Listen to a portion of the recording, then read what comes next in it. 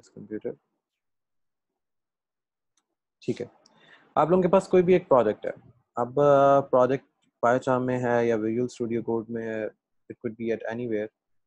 हम पहले पायचार्म का देखते हैं। पायचार्म में आपने कोई भी प्रोजेक्ट अपना ओपन किया, कोई भी आपका प्रोजेक्ट है, लेट्स सी मैंने वेल का अपना प्रोजेक्ट ओपन किया। सपोज करें आपका यह प्रोजेक्ट नहीं चलता, या आपको यहाँ पे एक एरर आता है कि Django dash admin is not recognised. यहाँ पे आपके पास एरर आया था कि आपकी जेंगो, जब आप जेंगो डैश एडमिन लिखते हैं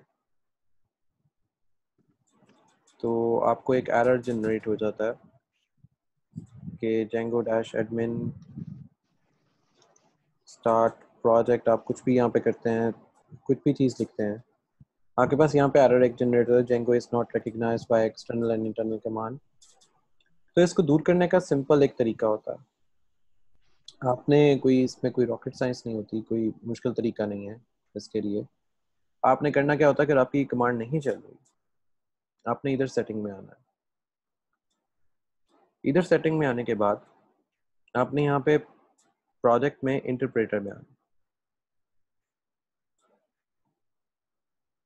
ओके उस्मान, ठीक हो गया, आपको पास भी अलाउ हो गया। अच्छा, प्रोजेक्ट इंटरप्रेटर में आना है। इंटरप्रेटर में आने के बाद आपने ये चेक करना है कि आप यहाँ पे क्या चीज़ यूज़ कर रहे हो। आपने यहाँ पे देखना है कि आपके पास जेंगो है, ठीक है, ओके जेंगो है आपके पास, सारा कुछ आप यहाँ पे चेक करोगे, ओके आप ओके हो गया। अब मोस्ट ऑफ यू जिनका विंडोज़ का इशू है या विंडोज़ पे जो लोग काम कर रहे होते हैं, उसमें ये इशू आएगा कि वो ये आपस में इसको नहीं लेके चल रहे होते हैं। समटाइम्स आपका जो ये वर्जन है वो इसको प्रॉपरली नहीं करने देगा, वो इसको प्रॉपरली उसमें नहीं जाने देगा।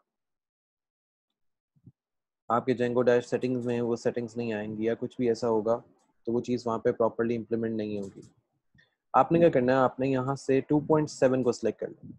2.7 को आप सिलेक्ट कर लेना। ट्राई ये करना कि 2.7 में जेंगो पहले से इंस्टॉल्ड हो। अब जैसे यहाँ पे जेंगो आ रहा है, क्योंकि 2.7 में जेंगो ये वाला चलेगा, 1 पॉइंट समथिंग वाला। ये 1 पॉइंट वाला जो वर्जन है ये अपडेटेड नहीं होता। इसका फ़ायदा ये होता है कि इसमें सारी फाइल्स आपकी चल जाती हैं जो आपको रिक्वायर्ड होती हैं। इसमें वो सारी फाइल्स चल जाएंगी तो एक्चुअली कोई भी सिस्टम इजीली सपोर्ट करता है। सो ये हमेशा 1.1 1.11.7 पे ही होगा। ये बेसिक वर्जन है जो विंडो पे बहुत इजीली चल जाता है विदाउट एनी हेडेक। अच्छा, आप में से जो लोग अब उस पे काम कर रहे होंगे, विजुअल स्टूडियो कोड पे, आप लोग विजुअल स्टूडियो कोड पे काम कर रहे हो तो आपके पास यहाँ पे अवेलेबल होगी एक सर्च बार।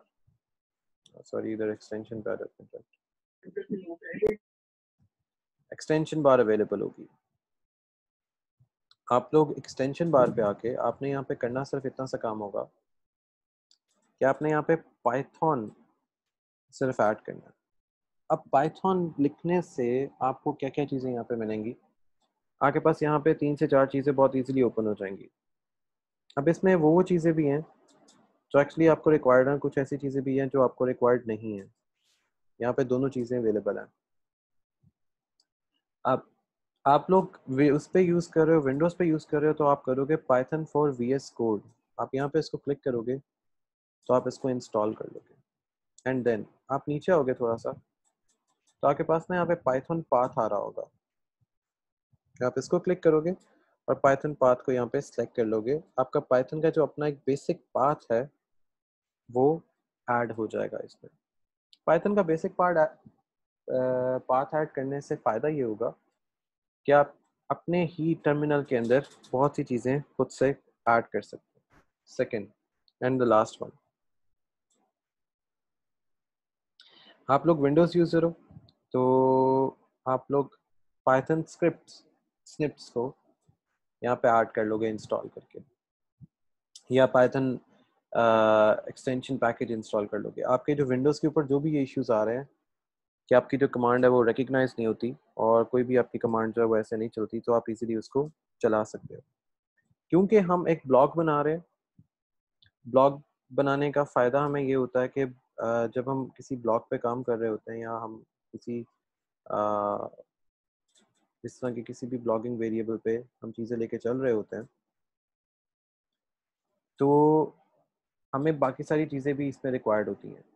अब जैसे हमने एक पूरा ब्लॉग कंप्लीट करना है, तो जब ब्लॉग कंप्लीट करने लगेंगे अभी हम, जब हमने ब्लॉग स्टार्ट करना है तो हमें वही स्टार्ट वाले वही इश्यूज़ आने हैं जो एक्चुअली इश्यूज़ हमें रिक्वायर्ड होते हैं।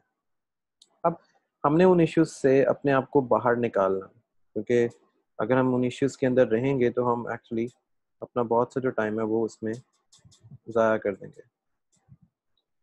ज़ाया इन द सेंस कि अगर हम यही सिर्फ ठीक करते रहेंगे कि ये छोटा-छोटा एरर है, इसको अभी ठीक करना है, इसको ठीक करना है, तो हम कभी भी एप्लीकेशन को कंप्लीट नहीं कर पाएँगे। नाउ ये तो वो तरीके हैं ना जिसमें हम बहुत ईज़िली एक एप्लीकेशन को ठीक कर सकते हैं। मतलब अगर आपका बैक एंड इंटरप्रेटर नहीं चल रहा है या कुछ भी ऐसी चीज़ें नहीं चल रही, तो उसको हम बहुत ईज़िली यहाँ पे लेके आ सकते हैं। अब लास्ट टाइम हम लोग उस पे काम कर रहे थे विजुअल स्टूडियो कोड पे। जैसे मैंने कहा था कि काफ़ियों का विजुअल स्टूडियो कोड पाइथन के साथ लिंक नहीं कर रहा था, हम पाइचार्म को यूज़ कर लेते हैं। मैं वही वाला अपना प्रोजेक्ट ओपन करता हूँ जो लास्ट टाइम मैं वहाँ पे करने लगा हुआ था। सो आपको आइडिया हो जाएगा कि इसमें भी वही सेम कमांड्स चल सकती हैं जो हम वहाँ पे चला रहे थे। मैं यहाँ से अपना प्रोजेक्ट ओपन करता हूँ, डायरेक्ट फोल्डर से ओपन कर लेता हूँ। सो लास्ट टाइम हमने जो अपना वहाँ पे प्रोजेक्ट बनाया था that is web blog. So blog site था जिसमें हमारे पास वेब की कुछ चीज़ें आ रही थी जिसमें हमने ब्लॉग बनाया था और ब्लॉग को हमने उसमें चीज़ों को ऐड अप किया था। ब्लॉग चीज़ें ऐड अप की थी और इसमें सारा कुछ। और अगर फिर भी किसी को नहीं पता लगा हुआ प्रॉपर्ली, तो आज हम लास्ट टाइम इसको दोबारा से क्रिएट कर रहे हैं ताकि आप में से जो लोग जिनको भी टोटल आइडिया नहीं हुआ कि क्या चीज़ कैसे की क्रिएट की जाती है, आपको वो आइडिया हो जाएगा क्या चीज़ कैसे बनती है। साथ साथ मैं एक जेंगो का वो भी खोल लेता हूँ कि हम इसको किस तरह लिंक कर रहे होते हैं आपस में, ताकि एक आपको आइडिया हो जाए कि एक्चुअली ये सारा काम कैसे चल रहा होता है और हम इसको कैसे लेके चल रहे होते हैं ऊपर से लेके नीचे तक। इसका क्या काम होता है और इसका स्ट्रक्चर जो है वो कैसे डिज़ाइन होता है। इसके स्ट्रक्चर को डिज़ाइन करने के बैक पे क्या-क्या चीज़ें इसमें इंक्लूड होती हैं और क्या-क्या चीज़ें इसमें इंक्लूड नहीं होती। सो इसका एक स्ट्रक्चर मैं आपको निकाल देता हूँ एंड उस स्ट्रक्चर को लेके हम आगे फिर चलते रहते हैं।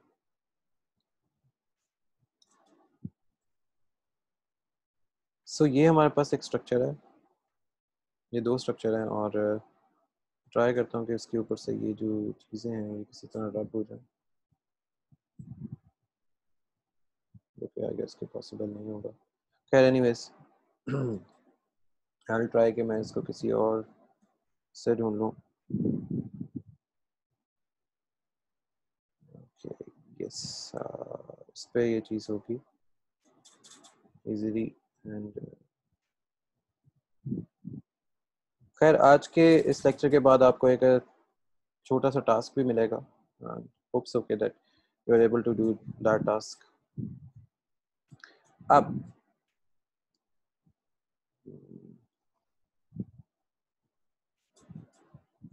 इसमें मैं जो जो चीज़ें रिक्वायर्ड होंगी साथ साथ आती जाएंगी and just little bit structure that is an important part.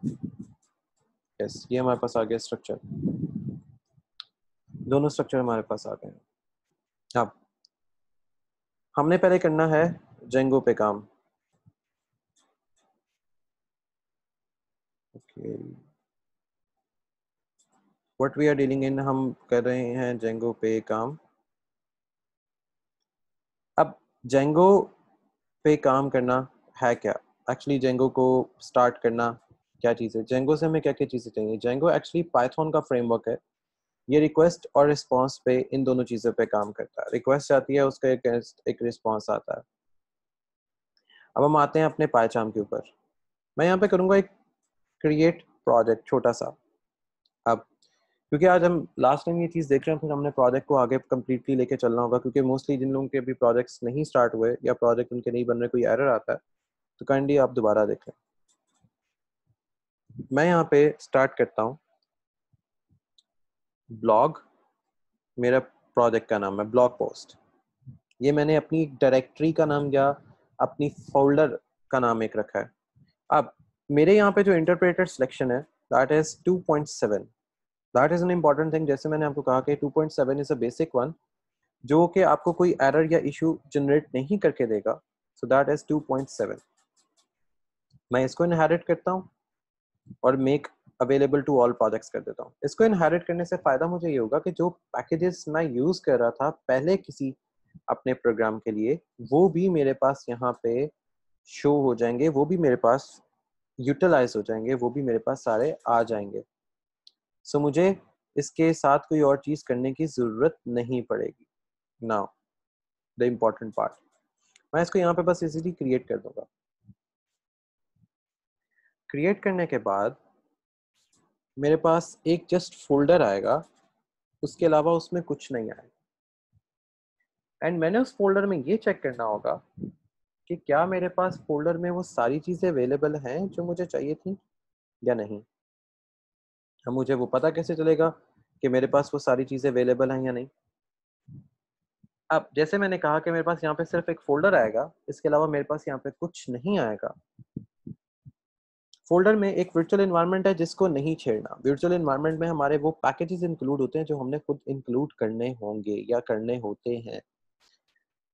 हमने इस प्रोसेसिंग का ध्यान रखना है कि ये प्रोसेसिंग तेजी से कंप्लीट हो और जल्दी कंप्लीट हो, क्योंकि अगर आप इस प्रोसेसिंग के दरमियान में अपना कोई भी प्रोजेक्ट क्रिएट करने की कोशिश करेंगे तो आपके प्रोजेक्ट में एरर्स जनरेट होंगे और आपका इंटरप्रेटर प्रॉपरली कनेक्ट नहीं हुआ करेगा।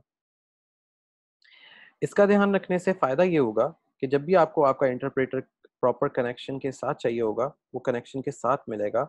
अदरवाइज आपको डिफरेंट वो एरर्स जनरेट होंगे जो एक्चुअली एरर्स रियलिटी में एग्जिस्ट नहीं करते, क्योंकि ये सारे वो पैकेजेस इंस्टॉल करके देगा जो एक्चुअली पूरे पाइचाम में इस तरह के आपकी वेबसाइट को या आपके ब्लॉग को रिक्वायर्ड होंगे। गुड हो गया। नाउ मैंने और कुछ नहीं करना अभी इसको यहाँ पे। I am not going to do anything with this file. मैं आऊँगा टर्मिनल पे, सिंपल, जो नीचे यहाँ पे मेरे पास टैब बार में आ रहा होगा, टर्मिनल।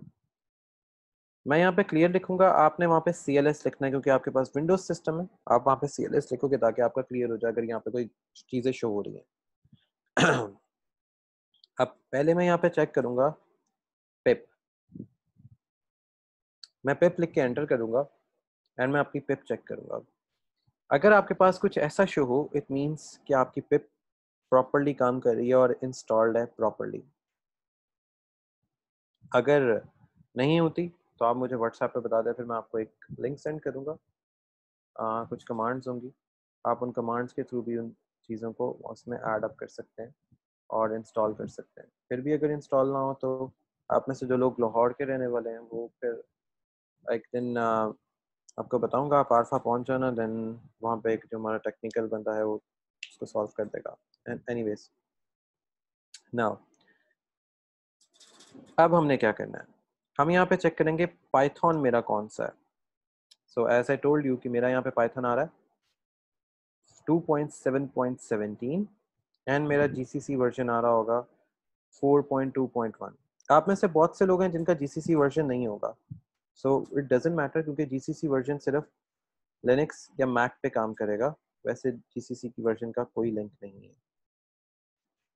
नाउ अब मैं प्रोजेक्ट क्रिएट करूंगा। आप में से जो लोगों ने ये स्टार्टिंग पहले की थी तो आप लोग करोगे पिप इंस्टॉल जेंगो। पहला आपका स्टेप ये होगा, first step is to pip install Django.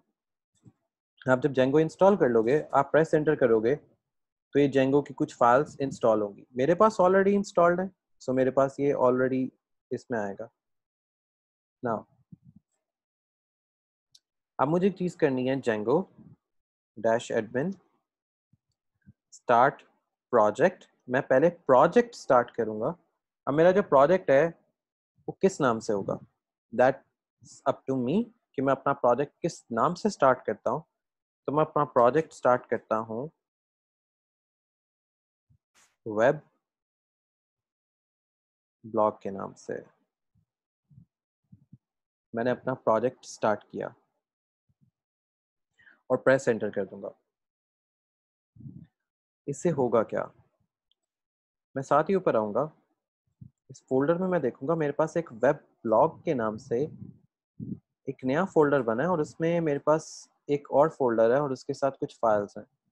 अब मैं यहाँ पे स्टेप करूंगा cd वेब ब्लॉग। मैं इस फोल्डर के अंदर आ जाऊंगा, जैसे मैं पहले ब्लॉग पोस्ट में था, अब मैं वेब ब्लॉग में हूँ। अब मुझे इस फोल्डर में आके अपने लिए ना मुझे इस फोल्डर में आके अपने लिए मुझे क्या चीज़ क्रिएट करनी है, मुझे चीज़ क्रिएट करनी है अपनी एक एप्लीकेशन, ताकि मैं इस के साथ अपने आप को लिंक कर सकूं, जिस पे मैं अपना काम कर सकूं। तो मैं यहाँ पे क्रिएट करूंगा एप्लीकेशन, सेम उसी सिंटैक्स से, सिर्फ स्टार्ट ऐप हो जाएगा और यहाँ पे मैं सिर्फ ब्लॉग कर दूंगा, ब्लॉग, और प्रेस एंटर कर दूंगा। अब मेरी एप्लीकेशन इसी फोल्डर के अंदर मेरी एक एप्लीकेशन भी बन गई है। मेरी एक एप्लीकेशन बन गई और एक मेरे पास सेटिंग्स बन गई है। अब मुझे क्या करना है, मुझे ये करना है कि पहले इन दोनों, यहाँ पे मेरे पास अभी कोई डेटाबेस शो नहीं हो रहा, मेरे किसी भी फोल्डर में कोई डेटाबेस शो नहीं हो रहा, कुछ भी अभी शो नहीं हो रहा। एक्सटर्नल लाइब्रेरीज में पाइथन 2.7 की अगर आपको कोई एक्सटर्नल लाइब्रेरी भी चाहिए होगी, हम यहाँ से इंपोर्ट कर सकते हैं। अभी मेरे पास यहाँ पे कोई डेटाबेस शो नहीं हो रहा है इस फोल्डर के अंदर, सो मुझे अपना डेटाबेस लेके आना है। मैं क्या करूँगा, Python manage.py make migrations. Make migrations करने से I will get my database, this is my database जो मुझे बहुत ईजीली मिल गया है। अब मुझे चाहिए माइग्रेशंस के बाद माइग्रेट कर दूंगा। माइग्रेट करने से मेरी अपनी एप्लीकेशन की जो सेटिंग्स हैं, मेरी इस ब्लॉग की जो सेटिंग्स हैं, वो इसके साथ माइग्रेट हो जाएंगी, इसके साथ माइग्रेट हो जाएंगी। जैसे अगर मैं यहाँ पे आऊँगा तो मेरे पास एक माइग्रेशंस का एक फ़ोल्डर बन गया है जो कि अभी खाली है, क्योंकि इसमें भी कोई चीज़ ऐड नहीं थी, सिर्फ हमने इन दोनों को आपस में लिंक किया था और जो जो चीज़ें हमें रिक्वायर्ड होती हैं वो सिर्फ इसके साथ ऐड अप की। तो ये दोनों अभी सिर्फ लिंक हुए हैं, अभी इनका बाकी कनेक्शन बाकी है। अब हमने जब चेक करना होता है कि क्या हमारी एप्लीकेशन या ये सारा कुछ सही से इंस्टॉल हो गया, तो हम रन सर्वर करके देख लेते हैं कि ये प्रॉपरली काम कर रहा है या नहीं कर रहा। जैसे ही आपके पास ये लिंक आए और आपके पास अगर ये चीज़ हो जाए तो definitely it's working perfectly fine. इसमें आपको यहाँ पे एक रॉकेट उड़ता हुआ नज़र आ जाएगा, दैट्स रॉकेट। सो हमारा जो लिंक है that is perfectly working fine. मैं इसको यहाँ पे स्टॉप करूँगा और मैं यहाँ से इसको क्लियर कर दूँगा। अब हमारा काम है वेबसाइट को प्रॉपरली स्टार्ट करने का। कि हमारा जो वेब है उसमें क्या क्या चीज़ें होती हैं, क्या क्या चीज़ें नहीं होती। सो हम ब्लॉग में आएंगे, क्योंकि ब्लॉग में हम अपनी कोई पोस्ट वगैरह बनाने जा रहे हैं। अब मैं ब्लॉग को पहले ऐड करूँगा सेटिंग्स के अंदर।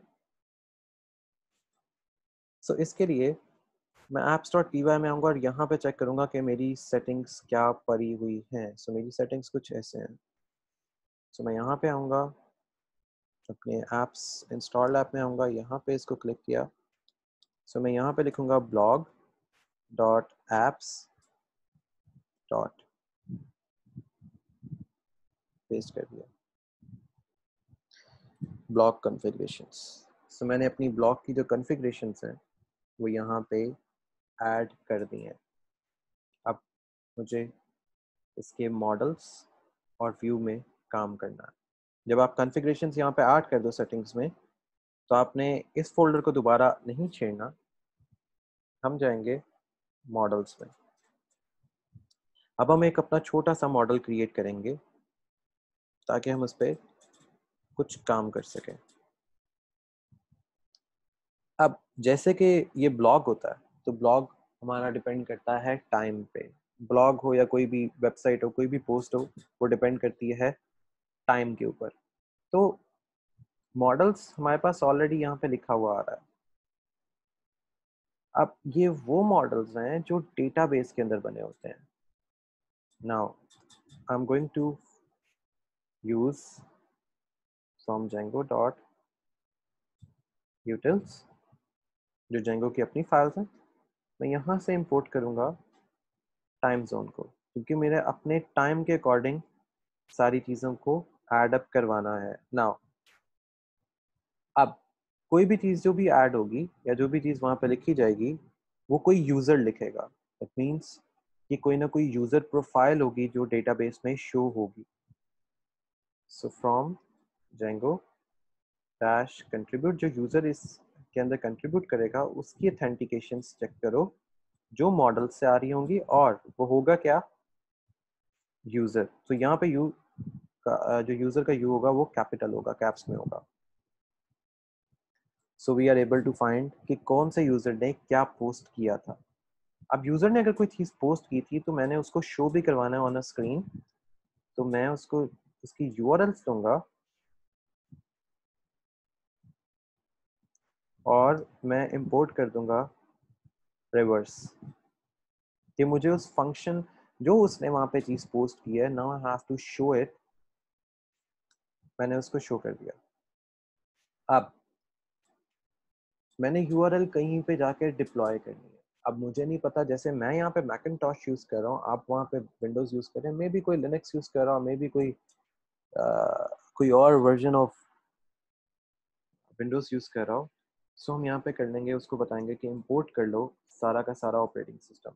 मे बी वो अमेजोन को यूज़ कर रहा हो, मे बी वो किसी भी चीज़ को यूज़ कर रहा हो। सो हम सारी चीज़ को यहाँ पे इंपोर्ट कर लेंगे, so we can have the access of operating system. Now the important part, हमने अपना मॉडल क्रिएट करना है। तो एज बीइंग अ वेबसाइट, अगर ये ब्लॉग है तो ब्लॉग पे हम सिर्फ पोस्ट कर सकते हैं। तो हमारे मॉडल का क्या नाम होगा, पोस्ट। मैं क्लास बनाता हूँ, मैंने अपने पोस्ट के नाम से एक मॉडल क्रिएट कर लिया। तो मैं बताऊंगा मेरे डेटाबेस के मॉडल्स में से एक मॉडल का नाम होगा पोस्ट। नाउ अब पोस्ट में क्या क्या चीजें इंक्लूड होंगी, ये पोस्ट किन किन चीज़ों से मिलके बनेगी। तो मैं पहले यहाँ पे दे दूंगा टाइटल, कि उसमें एक टाइटल होगा जो डेटाबेस में जाएगा, और उसकी फील्ड जो होगी करैक्टर फील्ड होगी, और मैं उसकी एक मैक्स लेंथ दे देता हूँ कि कितने करैक्टर तक वो जा सकता है। सो 100 तक इसका टाइटल बहुत इजीली मूव कर सकता है। अब कोई बंदा आता है, वो कहता है कि मैंने अपनी फाइल अपलोड करनी है यहाँ पे पोस्ट के अंदर, या उसका कोई कंटेंट होगा, तो मैं उसको कंटेंट दे देता हूँ। कंटेंट उसका टेक्स्ट बॉक्स में होगा, सो उसको टेक्स्ट फील्ड दे दी कि अपना वो कंटेंट जितना भी ऐड करना चाहे वो ऐड कर सकता है। मैं डेट दे देता हूँ, डेट अंडरस्कोर पोस्टेड, कि कब उसने क्या चीज़ पोस्ट की थी। तो मेरे पे यहाँ पे जो भी मैंने टाइम जोन का फोल्डर, जो टाइम ऊपर से इंपोर्ट किया था, सो मैं डेट टाइम फील्ड कि कब उसने क्या चीज़ पोस्ट की थी, और मैं डिफ़ॉल्ट दे दूंगा टाइम जोन को अभी के, कि जब भी पब्लिश करेगा तो वो उसी वक्त का टाइम यहाँ पे शो होगा उसको। अब ऑथर, पहली बात, अब ऑथर का नाम भी तो आएगा, तो ऑथर भी अंदर मॉडल में जाएगा डेटाबेस में। और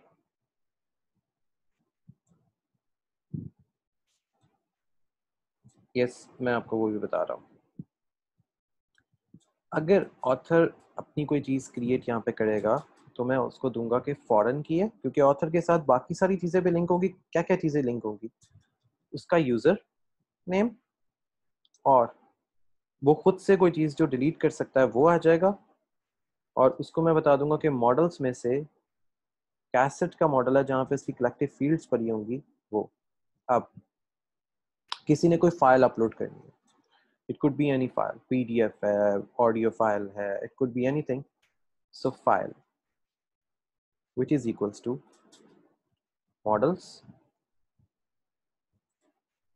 डॉट फाइल फील्ड, कोई भी फाइल हो सकती है, स्टार्ट में कुछ भी हो सकता है या वो कुछ नहीं भी दे सकता, तो मैं नल इज इक्वल्स टू कर दूंगा ट्रू, कि वो कुछ में भी कुछ अपलोड करे ना करे, it's up to them. Blank true, upload to, अब ये है वो पॉइंट कि वो यहाँ पे क्या अपलोड कर सकता है। सो यहाँ पे हम उसको बता देते हैं कि कोई भी फाइल्स होंगी वो अपलोड यहाँ पे इजीली कर सकता है। अब मैंने अपनी पोस्ट को बता दिया कि इसमें क्या क्या चीज़ें अपलोड की जा सकती हैं।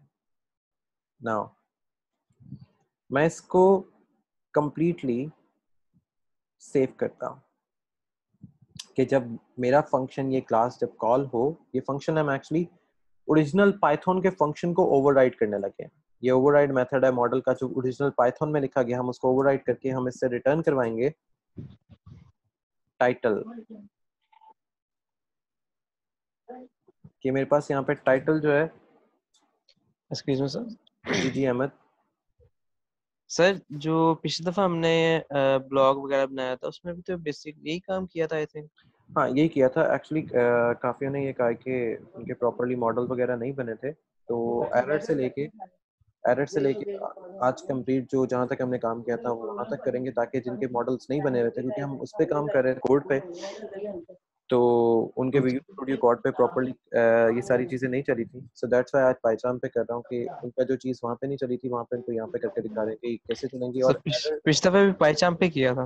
नहीं नहीं, पिछली दफ़ा हम उस पर देखे थे, विजुअल स्टूडियो कोड पे कर रहे थे। नहीं सर पहचान में किया था। वो एरर की वजह से मैंने उनको आज एक ये भी बताया कि एरर आप कैसे रिमूव करोगे सारे पीछे बैक से, अगर आपका वो जेंगो डैश एडमिन नहीं चल रहा। तो इस वजह से फिर मैं ठीक। एक स्टेप बाय स्टेप उनको बता रहा हूँ कि क्या चीज़ करनी है। Okay sir. ठीक है। Okay sir. ओके। ओके।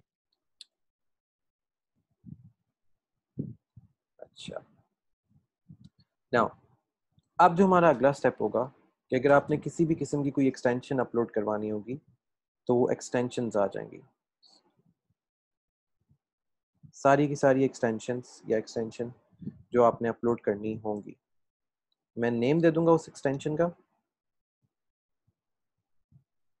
क्या आपकी उस एक्सटेंशन का क्या नाम है, और हम कंप्लीट कर देंगे कि वो आपके ऑपरेटिंग सिस्टम के पाथ के साथ जाके खुद ब खुद ही कनेक्ट हो जाए, और उसमें जो भी चीज़ आए सेल्फ डॉट फाइल, कोई भी फाइल हो, किसी भी एक्सटेंशन की हो, किसी भी नेम की हो, वो यहाँ पे फिट हो जाए विदाउट एनी हेजिटेशन। और मैं यहाँ पे रिटर्न कर दूंगा एक्सटेंशन। सो आपकी एक्सटेंशन जो है वो रिटर्न हो जाएगी विद द फाइल।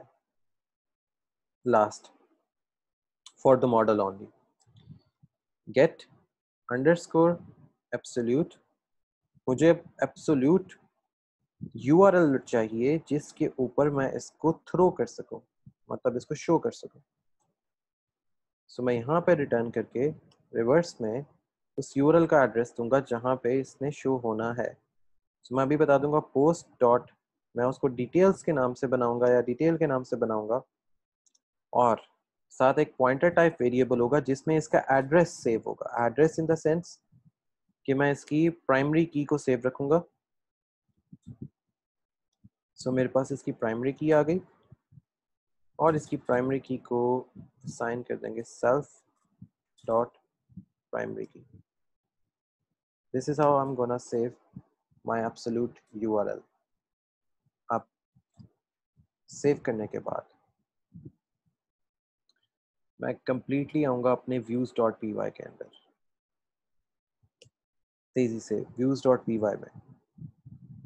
अब मैं अपने सारे व्यू क्रिएट करूँगा, जो जो व्यू मुझे रिक्वायर्ड होंगे on my front end complete view. अगर मेरे पास कोई एरर आता है तो मैं उसको एरर को इस तरह कैटर करूँगा। नाउ मुझे इससे क्या क्या चीज़ रिक्वायर्ड है। सो मुझे एक रिस्पॉन्स रिक्वायर्ड होगा HTTP का, एक रिस्पॉन्स जो मैं इंपोर्ट करूँगा HTTP का रिस्पॉन्स। रिस्पॉन्स गेट करने से मुझे एक और फाइल रिक्वायर्ड होगी सो जेंगो से, कि मैं इसमें अपने यूज़र को ऑथेंटिकेट करवाऊंगा कि कोई भी चीज़ आएगी वो यूज़र खुद से करेगा, सो यूज़र उसमें ऑथेंटिकेट होगा कंप्लीटली, यूज़र ही उसको लेके आएगा। नाउ यूज़र के लाने के बाद मुझे इसका लॉगिन भी चाहिए, यूज़र का लॉगिन। तो मैं फ्रॉम जेंगो से इसका यूज़र लॉगिन इंपोर्ट करूंगा ऑथेंटिकेशन से, कि लॉगिन रिक्वायर्ड है और यूज़र का पास जो टेस्ट होता है वो रिक्वायर्ड है मुझे यहाँ पे। अब मुझे क्या क्या शो करवाना है वहाँ पे, मुझे कौन कौन से मॉडल्स को शो करवाना है या मुझे कौन कौन सा व्यू चाहिए। सो मैं अपना एक्चुअली जेनेरिक व्यू ले आता हूँ, क्योंकि अभी कोई स्पेसिफिक व्यू नहीं है। So I am going to make a generic view. So मेरा एक जेनेरिक व्यू आएगा और जेनेरिक व्यू के अंदर मैं क्या क्या चीज़ें इंक्लूड करवाऊंगा, दैट्स द क्वेश्चन। सो मैं पहले इंक्लूड करवाऊंगा यहाँ पे लिस्ट व्यू, मैं फिर इंक्लूड करवाऊंगा यहाँ पे डिटेल व्यू, मैं फिर यहाँ पे चीज़ क्रिएट करवाऊंगा डिलीट,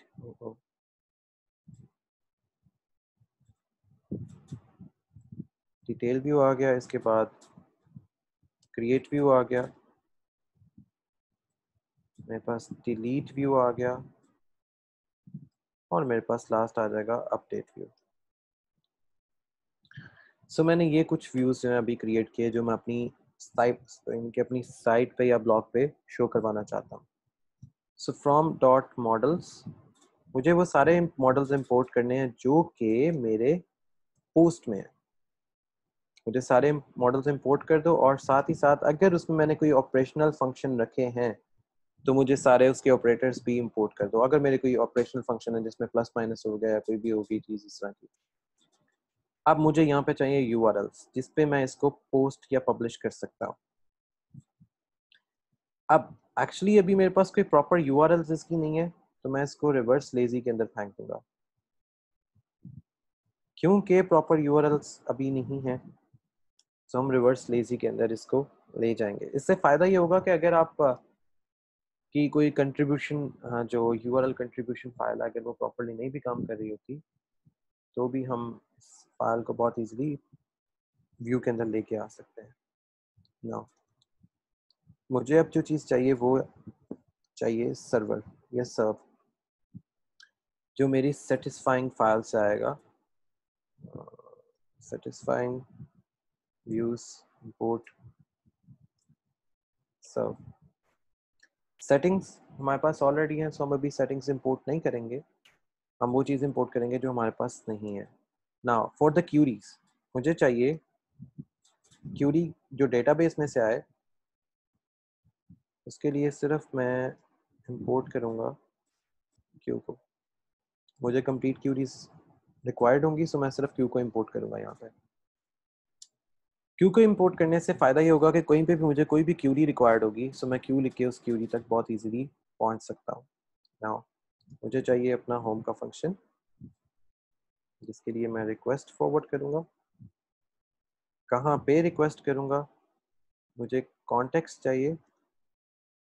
कॉन्टेक्स्ट कैसा होना चाहिए, उसमें क्या क्या चीज़ें होनी चाहिए। सो मेरे पास जो कॉन्टेक्स्ट अभी है दैट बिलोंग्स टू पोस्ट,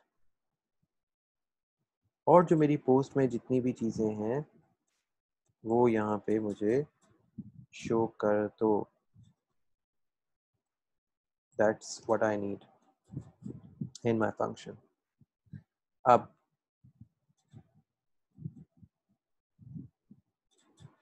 मैं रिटर्न करवा दूंगा सारी की सारी रिक्वेस्ट जो कि किसी एक स्पेसिफिक यूआरएल पे जाएगी और इसमें पब्लिश होगा कोई कॉन्टेक्स्ट। अब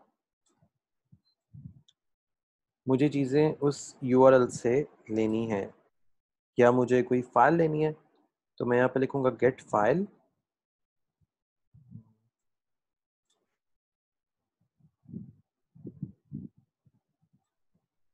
फाइल की रिक्वेस्ट करूंगा कि अगर किसी ने कोई फाइल अपलोड करनी है तो रिटर्न, यहाँ पे जो फाइल जाएगी ये सर्व में जाएगी और सर्व से फाइल रिक्वेस्ट, और जो हमने वहां पे फाइल्स लिखा था ना यहाँ पे फाइल आ जाएगा। So this is how we gonna upload a file. तो मैं वापस मॉडल में जाके चेक करूंगा, ये फाइल्स है, सो हम यहाँ पे इसको फाइल्स ही कर लेंगे, क्योंकि अगर आपने उधर मॉडल में अगर फाइल लिखा होगा तो आपकी फाइल होगी, अगर आपने फाइल्स लिखा होगा तो आपकी फाइल्स होगी। So that's actually matters. Sometimes अगर आपसे गलती से यहाँ पे फाइल भी लिखा रह गया तो कोई इश्यू नहीं है, हम इसको ठीक भी कर सकते हैं। अगर आपके पास फाइल लिखा रह गया तो हम इसका पोस्ट व्यू बना देते हैं। सपोज करें कि अगर आपके कोई स्पेलिंग ऊपर मिस्टेक हो गए हैं या गलती से कोई ऐसी चीज़ मिस्टेक हो गई है जो एक्चुअली में नहीं होनी चाहिए थी, तो उसका तरीका ये होता है कि अगर आप एक एक्स्ट्रा चीज़ लिखते हैं, जो अभी हमने post list view, list view, so यहाँ पे वो सारी चीज़ें गेट हो जाएंगी। मॉडल्स इज इक्वल्स टू, मुझे सारे पोस्ट के मॉडल चाहिए,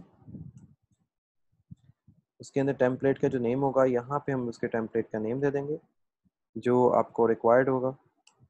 हमें एक कॉन्टेक्स्ट ऑब्जेक्ट का जो नेम है वो रिक्वायर्ड है, तो ये हमने बना लिया हुआ है। सो ये हमारे पास पोस्ट के नाम से ही है। एंड हमने अब एक और क्लास बनानी है। हाँ, इसमें एक इम्पॉर्टेंट चीज़ है, द इम्पॉर्टेंट पार्ट। किसी भी क्लास के अंदर जो इम्पोर्टेंट पार्ट होता है वो ये होता है कि आपने उसके पैजिनेट फंक्शन देने होते हैं। इम्पोर्टेंट पार्ट ये है, give paginate, that's an important one.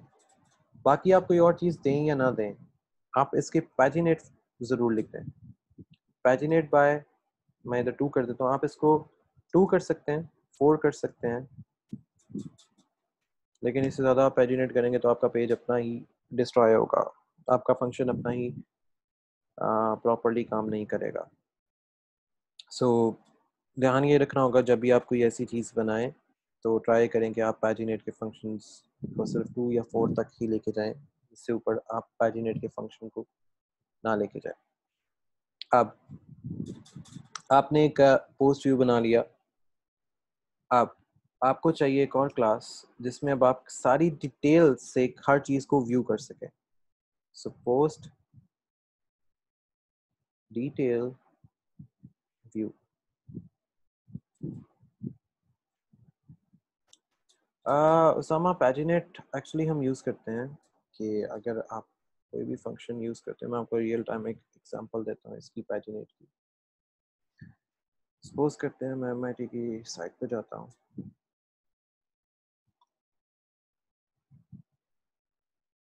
Usama ये देखो यहाँ पे ये वाली चीज़ नहीं मूव कर रही, ये स्टैटिक है। मैं अगर यहाँ पे ऊपर नीचे स्क्रॉल कर रहा हूँ तो मेरा ये वाला पेज स्क्रॉल हो रहा है। सो पैजिनेट, Yes, sir. सो पैजिनेट एक्चुअली इसको कहते हैं कि आप जिसको Oh, स्क्रॉल yes, करवाना sir. चाहें उसको आप स्क्रॉल करवा सकते हो, बाकी किसी को भी आप स्क्रॉल नहीं करवाओगे। ठीक है सर। सो वापस आते हैं अपने इसके ऊपर। That's why it's an important कि हम उसके पैजिनेट व्यू वगैरह देते हैं। नाउ द पोस्ट, अब आपने इसमें क्या चीज़ें व्यू करवानी है, दैट्स एन इम्पोर्टेंट पार्ट। सो मैं यहाँ पे व्यू करवा देता हूँ डिटेल, डिटेल व्यू। मैं यहाँ पे सारा जो अपना व्यू पार्ट है वो डिटेल में दे दूंगा, लेकिन अभी मेरे पास कोई व्यू नहीं है। So I am just going to have a model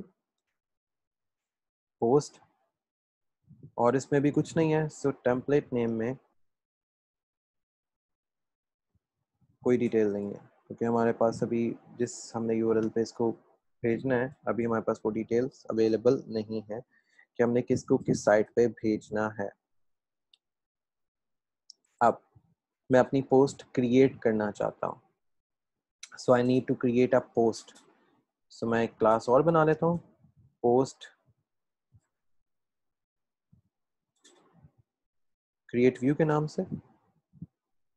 और यहाँ पे मैं उसको ये दो चीज़ें दे देता हूँ कि before that person going to create a post उसको क्या चीज़ रिक्वायर्ड होगी, लॉगिन, एंड देन वो करेगा क्रिएट व्यू। अगेन मॉडल्स हमारे पास पोस्ट के ही हैं कि उसमें क्या क्या चीज़ें ऐड अप हैं। टेम्पलेट नेम, अभी हमारे पास कुछ नहीं है कि उसने कौन से टेम्पलेट पे जाना है या कौन से टेम्पलेट पे नहीं जाना, और उसमें क्या क्या चीज़ें हैं अभी हमें कुछ इसमें आइडिया नहीं है।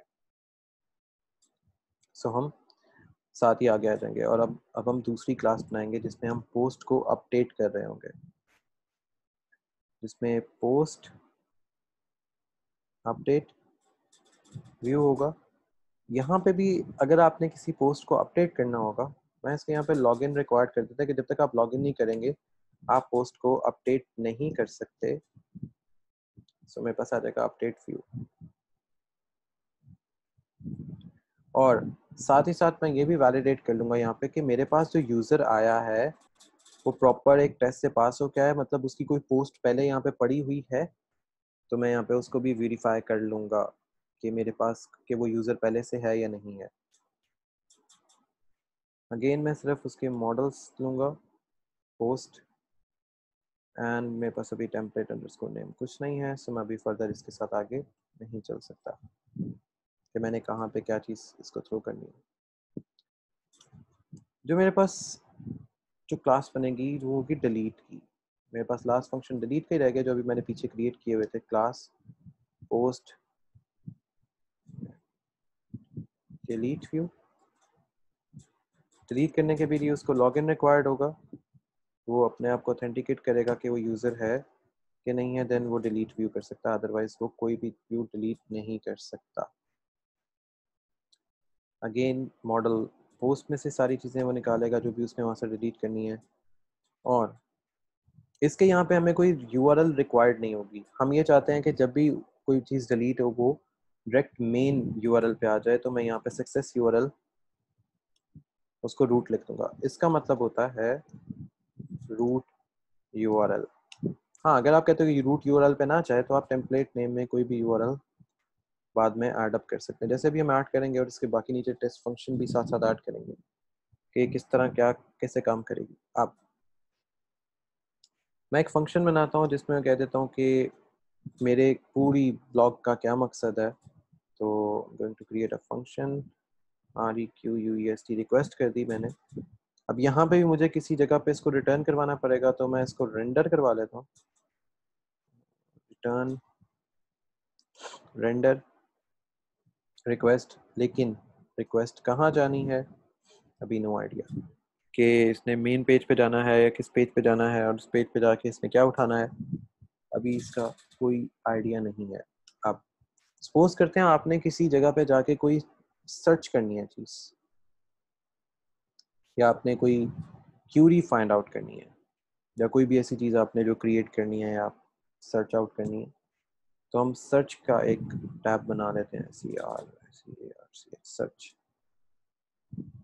अगेन सर्च को भी रिक्वेस्ट ही जाएगी कि वो पूरे पेज में से क्या चीज़ सर्च करता है, कौन सा पेज होता है अभी आपको कोई आइडिया नहीं है। सो टेम्पलेट में हम नो आइडिया कहाँ से क्या चीज़ सर्च करनी है, लेकिन सर्च कैसे करनी है वो हम लिख सकते हैं। हम देंगे पहले इसको क्यूरी जो कि एक रिक्वेस्ट पे फॉरवर्ड होगी। रिक्वेस्ट में क्या होगा, गेट, जो भी क्यूरी आई है उसको उठाओ और अपनी क्यूरी में ले जाओ। क्यूरी जो पीछे आपका डेटाबेस लिंक्ड है वहाँ पे ले जाओ। लेके जाने के बाद क्या करो, रिजल्ट निकाल दो। इसका रिजल्ट क्या है, वहाँ पे क्या चीज़ शो हो रही है, तो कहाँ से चीज़ वेरीफाई होगी, post dot objects dot filter. Filter लगा के देखेंगे कि वहाँ पे कोई चीज़ है या नहीं है। सो यहाँ पे मैं फाइंड आउट करूँगा कि उसने किस चीज़ से चीज़ को सर्च किया है। मैं कह देता हूँ उसने शायद टाइटल से सर्च किया है। So Q for the query, TITLE title in contains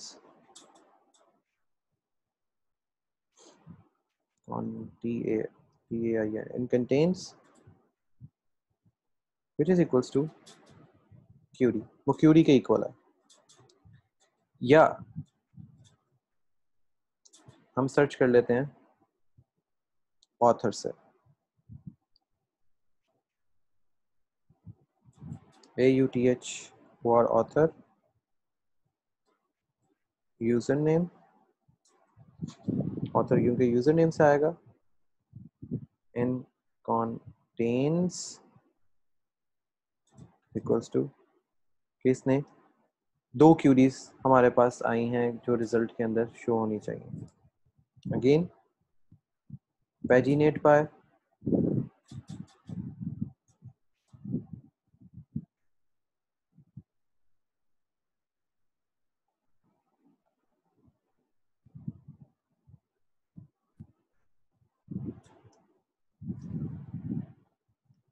to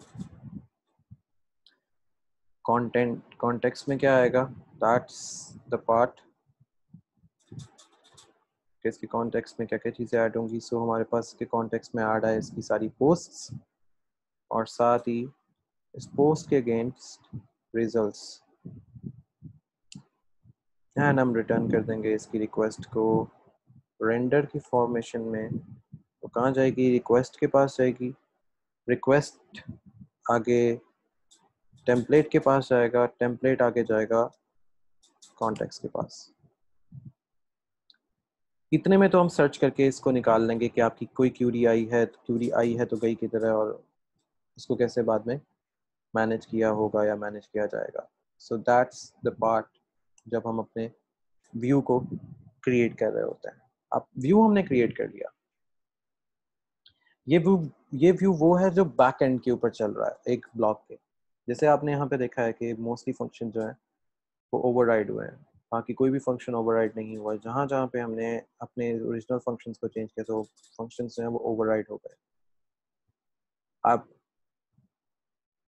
जो काम करने वाला है वो काम ये करने वाला है, मैं ब्लॉग में आऊँगा, एक फोल्डर क्रिएट करूँगा, राइट क्लिक करके डायरेक्टरी टेम्पलेट्स, और टेम्पलेट्स मैं किस में बना रहा हूँ, किसके लिए बना रहा हूँ, तो मैं यहाँ पे शो करूँगा ब्लॉग, प्रेस एंटर कर दूँगा।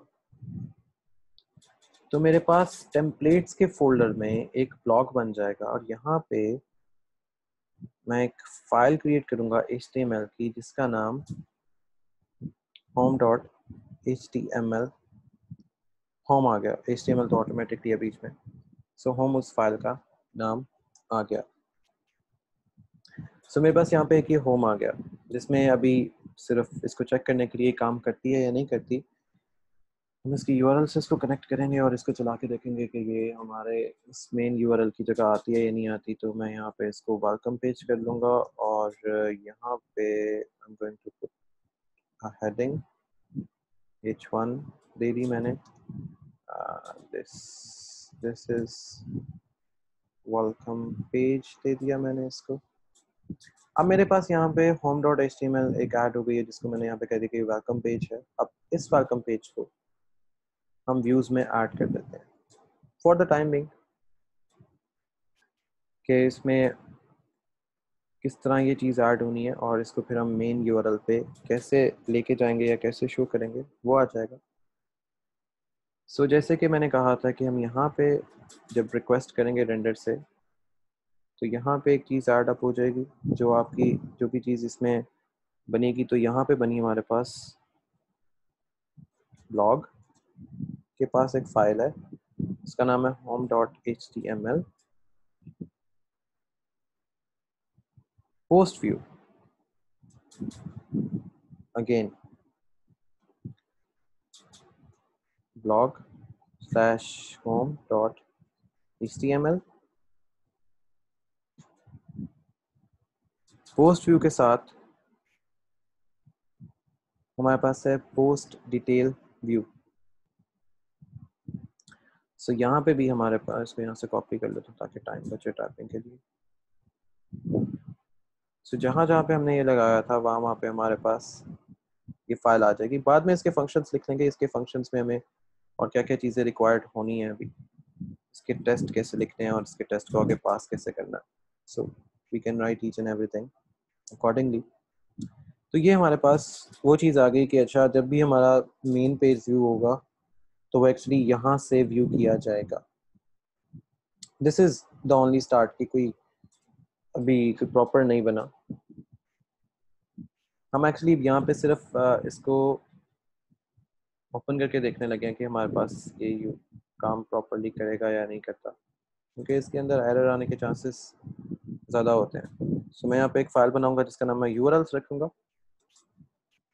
अब इन URLs के अंदर I am going to give each and every view जो मैंने अभी क्रिएट कर लिया है। सो फ्रॉम django.urls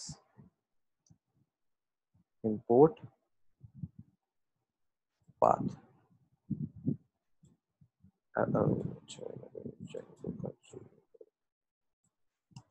मैंने पाथ इंपोर्ट कर लिया। नाउ फ्रॉम, मुझे वो सारे व्यूज चाहिए इसमें से। So from dot views import, मैंने क्या क्या कुछ करना है that's I am going to write. मेरे पास पहले है पोस्ट व्यू, दूसरा है मेरे पास पोस्ट डिटेल व्यू, तीसरा है मेरे पास पोस्ट क्रिएट व्यू, फिर मेरे पास है पोस्ट अपडेट व्यू, फिर मेरे पास है पोस्ट डिटेल, हो गया था डिटेल नहीं हुआ, अच्छा डिलीट हो गया, okay detail view. So this is I am going to show. अब मुझे यहाँ पे क्या चीज़ शो करवानी है, दैट इज फ्रॉम, मुझे वो सारी चीज़ें इंपोर्ट कर दो जो कहाँ पे हैं, व्यूज में है। मुझे यूआरएल के पैटर्न्स में आना है। अब मैं आऊँगा यूआरएल के अपने पैटर्न में और मैं यूआरएल के पैटर्न्स ऐड करूँगा।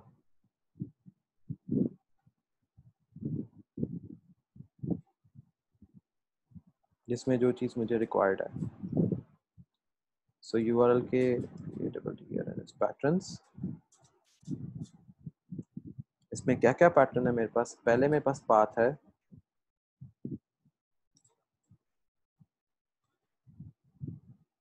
Post view team, post list view का डॉट एज व्यू, वो व्यू किस नाम से होगा, name is equals to blog dash.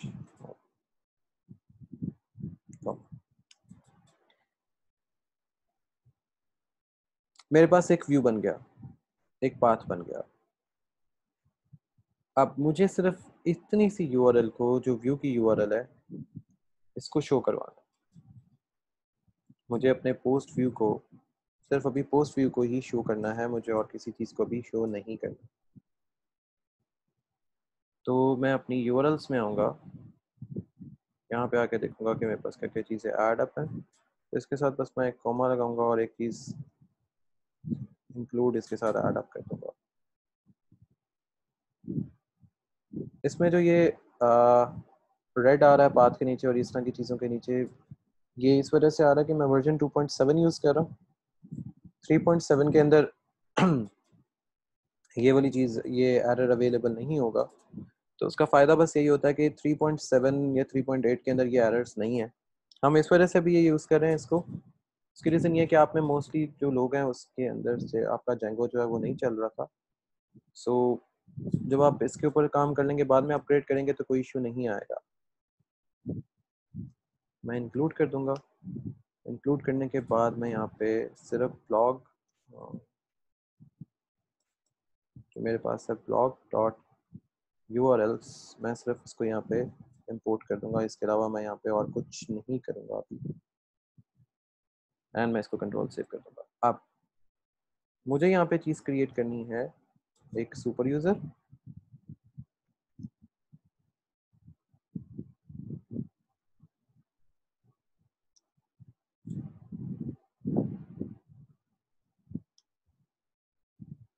सो मैं यहाँ पे अपना सुपर यूज़र क्रिएट करूँगा और मैं उस यूज़र का नाम रखूँगा ब्लॉग।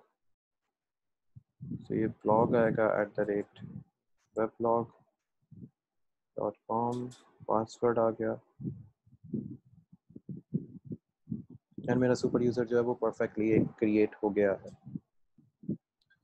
नाउ अब मैं करूँगा मेक माइग्रेशंस, ताकि आई विल चेक कि मेरी सारी चीज़ें जो है परफेक्टली काम कर रही हैं।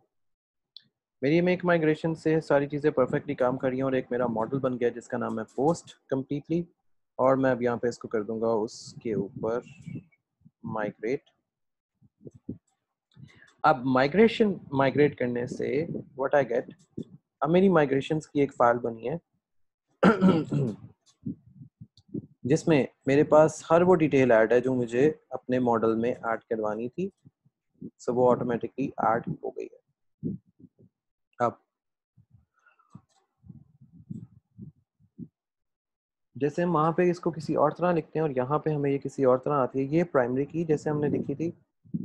सो ये प्राइमरी की हमें यहाँ पे ये सारी चीज़ मिल गई। जब यहाँ पे एक प्राइमरी की होगी वो ऑटोमेटिकली इस ऑथर को यहाँ से पूरी डिटेल को हमें देना शुरू कर देगी जो हमें प्राइमरी की एक्चुअली रिक्वायर्ड होगी। सो अब इसको सिर्फ रन करके देखते हैं कि हमारे पास फ्रंट एंड जो है वो क्या आता है। सो रन करने के बाद हमारे पास फ्रंट एंड अब ये आया कि वेलकम, यहाँ पे लिखा हुआ है वेलकम पेज, और यहाँ पे जो हमने HTML में लिखा था वही चीज़ अब एड अप हुई है इसके अंदर। सो this is how a small application या कोई भी आपने चीज़ स्टार्ट करनी है वो कुछ ऐसे स्टार्ट होगी। नाउ स्टार्ट होगी, एप्लीकेशन आगे आ गई, अब हमारा बाकी का काम स्टार्ट होता है। यहाँ तक हमने लास्ट टाइम तक कंप्लीट कर लिया हुआ था। सो रिपीट करने का मकसद ये था कि जिनका नहीं कंप्लीट हुआ या जो यहाँ तक नहीं पहुँचे थे, सो आज एक स्टेप बाय स्टेप एक प्रॉपर एक चीज़ थी जिसमें आप इजीली इन सारे फंक्शंस को परफॉर्म करके यहाँ तक इजीली पहुँच सकते हैं। नाउ हमारा मेजर टास्क स्टार्ट होता है अपने फ्रंट एंड को क्रिएट करने वाला,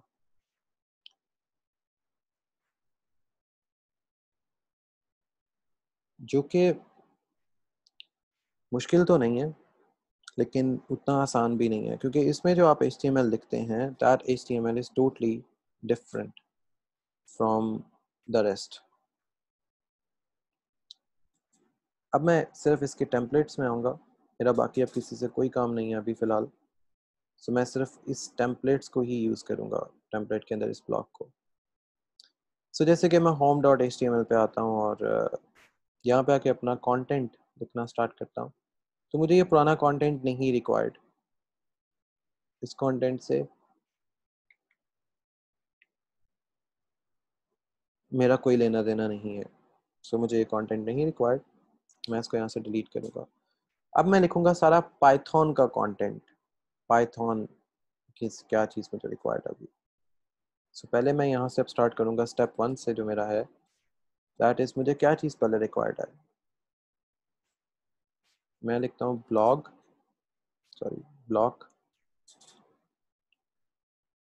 मुझे कुछ कंटेंट रिक्वायर्ड है, आई नीड सम कंटेंट। सो मेरा ब्लॉक कंटेंट आएगा। अब कंटेंट में मेरे पास क्या क्या चीज़ें ऐड होंगी। सो मैं यहाँ पे पहले लूप लगा के चेक करूँगा मेरे पास कंटेंट है या क्या क्या है। So I am going to check the loop for post in posts. मैंने अपना लूप लगाया, सारी पोस्ट को चेक किया। नाउ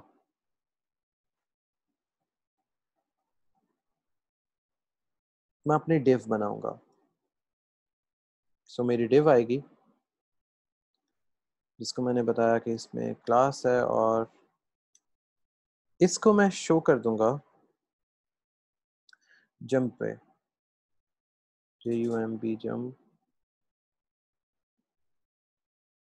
क्योंकि अभी मेरा कंटेंट कुछ नहीं है। So that's why I am creating a by default function.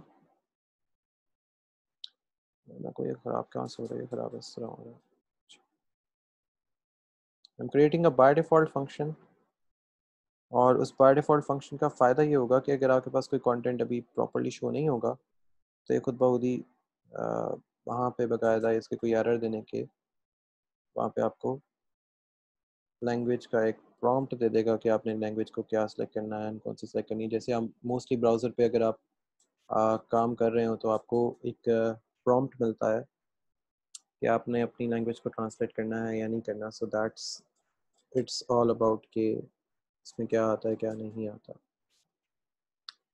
Now अच्छा, एक और चीज़ इसमें समटाइम्स इसके अंदर सिंटेक्स जो है वो प्रॉपरली मेजर नहीं हो रहा होता या मैच नहीं कर रहा होता, तो आप लोग इसमें एक और चीज़ भी ऐड अप कर सकते हो ताकि इसका जो सिंटेक्स है आपको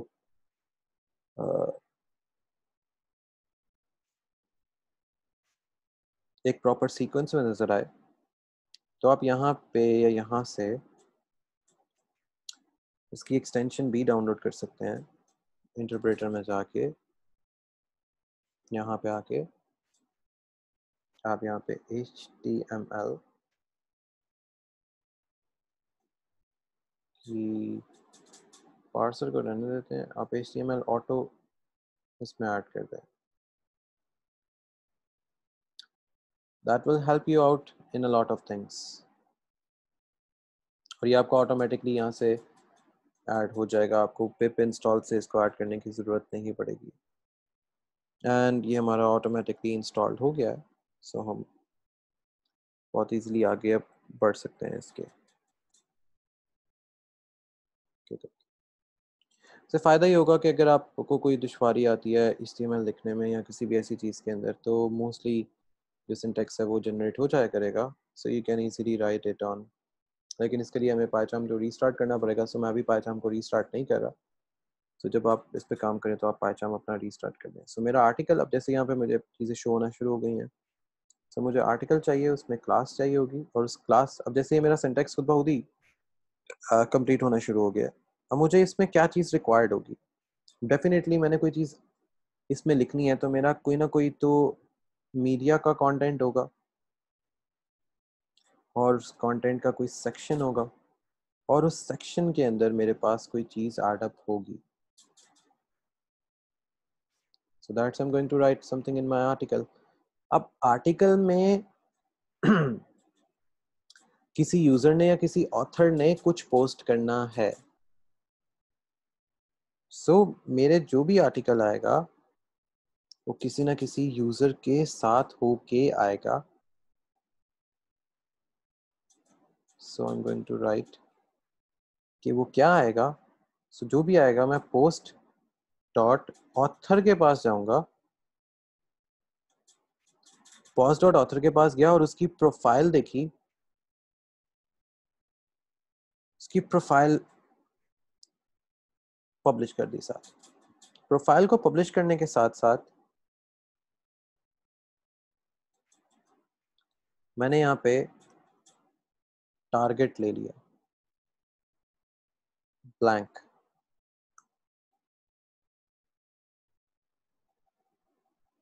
अब ब्लैंक टारगेट के साथ साथ मुझे अब जो चीज़ रिक्वायर्ड है इसके अंदर वो है इस ऑथर का इमेज। मैंने जाहिर बात है ऑथर को उसके इमेज के साथ ही पेस्ट करना होगा या पब्लिश करना होगा।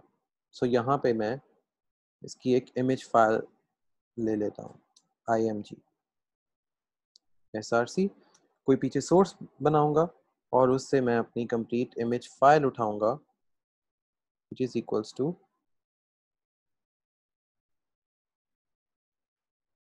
और मेरी ये कंप्लीट जो सोर्स फाइल होगी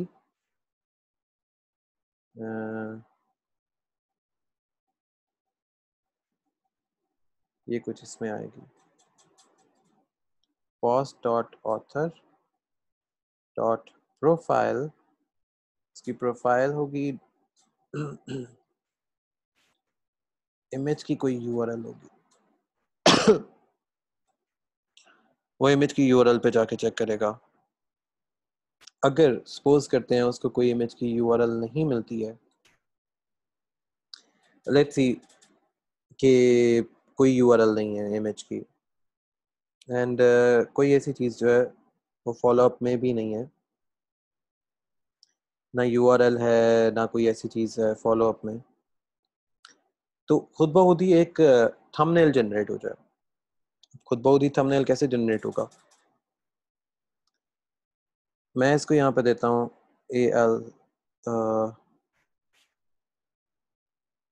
ALT alt।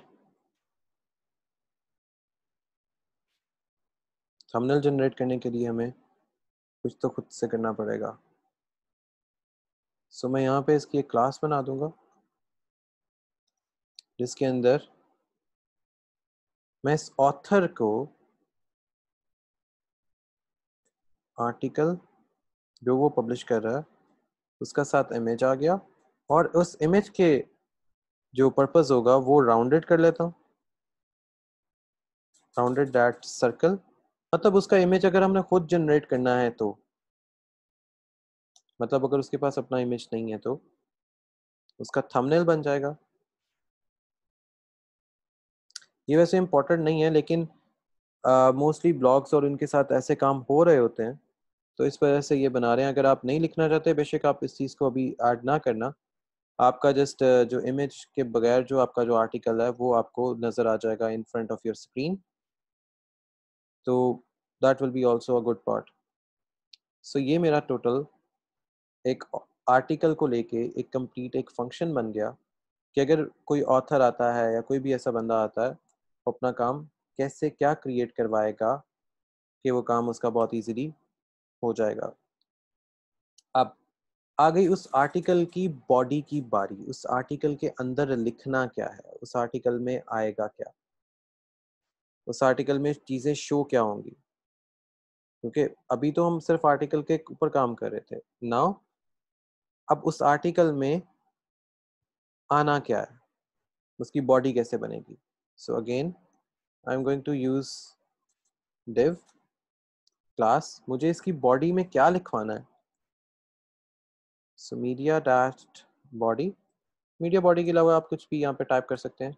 मीडिया बॉडी के आपने यहाँ पे कोई चीज़ अपलोड करनी है, so I am going to, मैं इस वजह से इसका नाम बार बार मीडिया बॉडी ही लिख रहा हूँ या मीडिया बॉडी ले रहा हूँ। अब इस आर्टिकल का होना क्या चाहिए? इस आर्टिकल में डेफिनेटली कोई डेटा होगा, तो डेटा कैसे लिखा जाएगा HTML में किसी भी आर्टिकल के लिए? डेटा आर्टिकल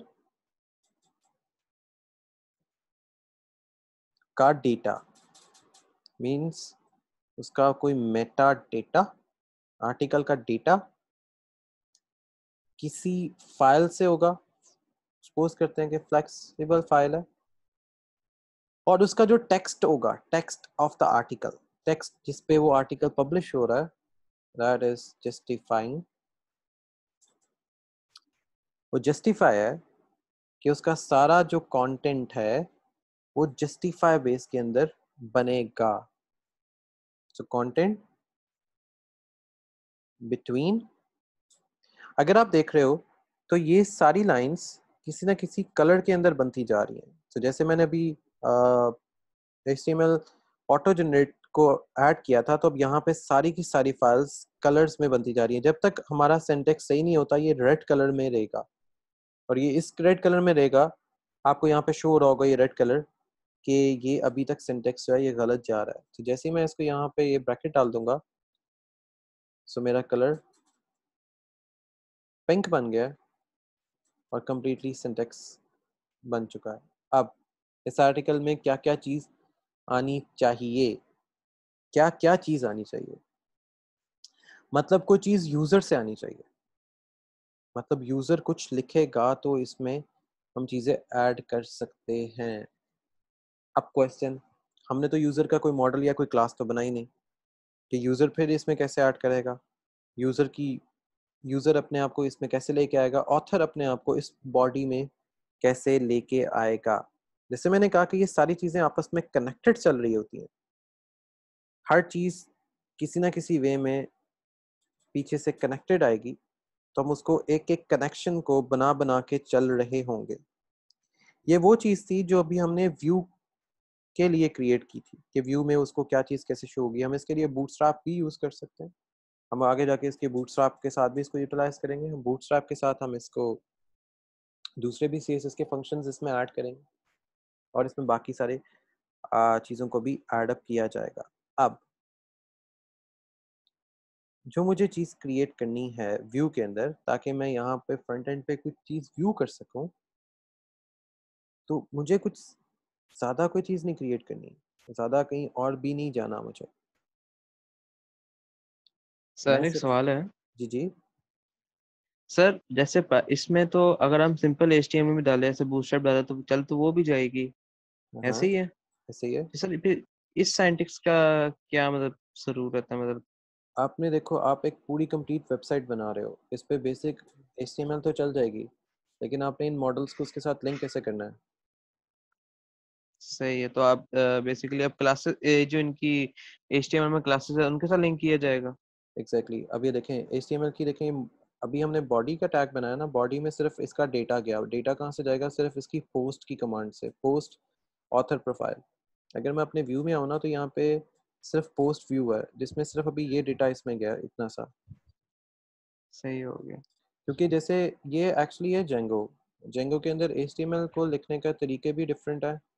इस पे बेसिक HTML तो चल जाएगी, लेकिन इसके जो अपने बैकएंड के फंक्शन है वो कैसे चलाएंगे? क्योंकि हम वो फिर एक होती है जेनेरिक वेबसाइट, इसमें हाँ। जैसे मैंने एक वेबसाइट बनाई हुई है, आई विल शो यू।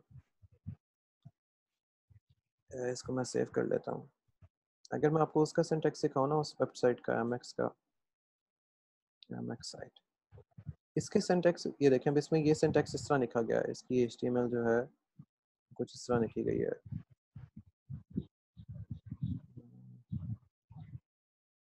अभी आपने अपनी कमांड्स फाइल भी लिखनी होंगी, बाकी सारी चीज़ें भी इसमें ऐड करनी है। तो इसके अंदर तो अभी आपकी काफ़ी, जैसे यहाँ पे CSS है, इसके टेम्पलेट्स हैं, इसकी base.html है, तो ये बेस ही ओपन हुई हुई थी। अच्छा, इसकी कैटेगरी में आते हैं, ये देखें इसकी कैटेगरी भी डिफरेंट तरीके से लिखी गई हुई है। हम बेसिक वो HTML नहीं लिखते जो बेसिक चल रही होती है, इसमें वो सारी चीज़ वैसे चलेगी जैसे जेंगो का एक सिंटैक्स होता है। और ठीक ठीक। डिफ़िकल्ट नहीं है, लेकिन बस ये है कि थोड़ा सा स्टार्ट में ये ऐसा लगेगा पता नहीं हम क्या चीज़ कर रहे हैं, लेकिन ये कोई मुश्किल चीज़ नहीं है। हम वही चीज़ कर रहे हैं जो एक्चुअली जेंगो के सिंटैक्स का पार्ट होता है। इसी वजह से जेंगो के जो डेवलपर्स होते हैं, जेंगो के सिंटैक्स जो लोग लिखते हैं, वो अपने आप को पता नहीं क्या क्या कुछ समझ रहे होते हैं। उसकी रीज़न यही होती है कि ये डेवलपर इस वजह से महंगा पड़ता है कि इसने हर चीज़ को कनेक्ट करके चलना होता है। अब जैसे हमने अब यहाँ से यूज़ ऑथर ने आपको चीज़ शो करवानी है इन द फ्रंट स्क्रीन, तो हमें वापस व्यू में आना पड़ा। व्यू में आके अब मुझे ऑथर का एक फंक्शन बनाना है कि ऑथर खुद से क्या क्या चीज़ें वहाँ पे शो करवा सकता है। तो सिंपल, मुझे कुछ भी नहीं करना, मैं अपनी एक सिर्फ क्लास बनाऊंगा। क्लास में सिर्फ ये करूंगा, यूज़र पोस्ट लिस्ट व्यू, और यहाँ पे कर दूंगा लिस्ट व्यू। बस, जैसे हमने दो लिस्ट व्यू बनाए थे, तो एक पोस्ट व्यू था, अब एक यूज़र का लिस्ट व्यू है। मैं ट्राई ये करता हूँ कि इसको हम नीचे ले जाते हैं, ताकि ये वाला पोस्ट व्यू जो है वो डिस्टर्ब ना हो। सो मैं इसको इस वाली जगह पे जाके एक लिस्ट व्यू क्रिएट कर देता हूँ। अब मुझे इस लिस्ट व्यू में क्या क्या चीज़ें चाहिए? मुझे एक मॉडल चाहिए था। मॉडल कहाँ से आएगा? पोस्ट से आएगा, डेफिनेटली हमें पता है कि एक पोस्ट का मॉडल है। देन अब मेरे पास URL अवेलेबल है यूज़र के लिए, सो मैं यहाँ पे इसको कर दूंगा टेम्पलेट नेम। अब सिर्फ यहाँ पे मेरे पास अभी है ब्लॉग। यूज़र की चीज़ कोई अवेलेबल है नहीं है, क्योंकि यूज़र की प्रोफाइल हमें चाहिए। अभी यूज़र की प्रोफाइल कोई अवेलेबल नहीं है, तो ब्लॉग स्लैश, अभी मैं इसको ले जाऊंगा home.html पे ही। लेकिन जैसे यूज़र की मेरे पास प्रोफाइल आएगी, मैं इसको शिफ्ट करूंगा। मुझे कॉन्टेक्स्ट ऑब्जेक्ट का नेम रिक्वायर्ड था, तो वो कहाँ से आएगा? मेरे पास सिर्फ पोस्ट में से आएगा। मैंने पैजिनेट दे दिया by 2। एंड नाउ अब मुझे कोई चीज़ गेट करनी है यूज़र से, यूज़र से कुछ चीज़ गेट करनी है। इट मीन्स कि मुझे कोई क्यूरी चाहिए, तो मैं एक फंक्शन बनाऊंगा गेट अंडरस्कोर क्यूरी सेट। क्यों मुझे यूजर से कोई क्यूरी चाहिए, तो मैं कहूँगा यूजर इज इक्वल्स टू जो भी यूजर डिमांड करे गेट अंडरस्कोर ऑब्जेक्ट। अगर वो डिमांड करता है तो ठीक है, और एरर देने का मकसद इसके साथ ये है कि 404 एक एक्चुअली एरर होता है। एरर देने का मकसद ये है कि अगर यूजर एग्जिस्ट नहीं करता तो क्या करना है। अब जैसे हमने पहले ऊपर यूजर लिखा था, यूजर का एक मॉडल था ऊपर, ये यूजर का मॉडल अब यूज हो रहा है। मैंने यूजर का मॉडल यूज किया, उसके साथ साथ मैं उसका लूंगा यूजर नेम। यूजर नेम को मैं असाइन कर दूंगा इसकी प्राइमरी की के अंदर जहां पे हमने सेव की थी। प्राइमरी की कहां पे सेव की है, सेल्फ डॉट के के W A R G S, इसके अंदर हमने इसकी प्राइमरी की सेव की थी। और मैं साथ ही इसको कह दूंगा कि गेट कर लो किसको, यहाँ तो पार्ट इज किस चीज को गेट करना है, तो मेरा यहाँ पे आएगा यूजर नेम, के यूजर नेम को गेट कर लो।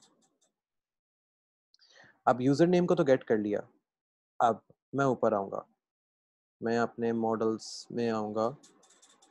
मैंने यहाँ पे व्यू किया हुआ है अपना सारा, मैं अपने मॉडल में आऊंगा कि मैंने यहाँ पे मॉडल डेट पोस्टेड का बनाया हुआ है। अब मुझे यूजर चाहिए ऑथर फाइल और उसकी डेट, यहाँ पे मुझे वो चीज़ रिटर्न चाहिए। सो मैं करूँगा रिटर्न पोस्ट। पोस्ट में मुझे क्या चीज़ रिटर्न करो, ऑब्जेक्ट्स जो यूजर ने डिमांड किया है, तो उसके ऊपर जो फिल्टर लगा होगा, फिल्टर गेट होगा। फिल्टर से क्या क्या चीज़ें गेट होनी है, ऑथर उसका यूजर से dot order underscore bye,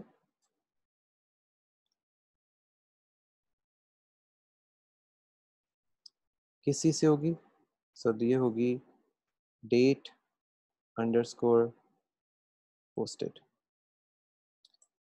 user की सारी प्रोफाइल वहाँ से गेट होगी जिस डेट से उसने अपने आप को पोस्ट किया हुआ था। That's it.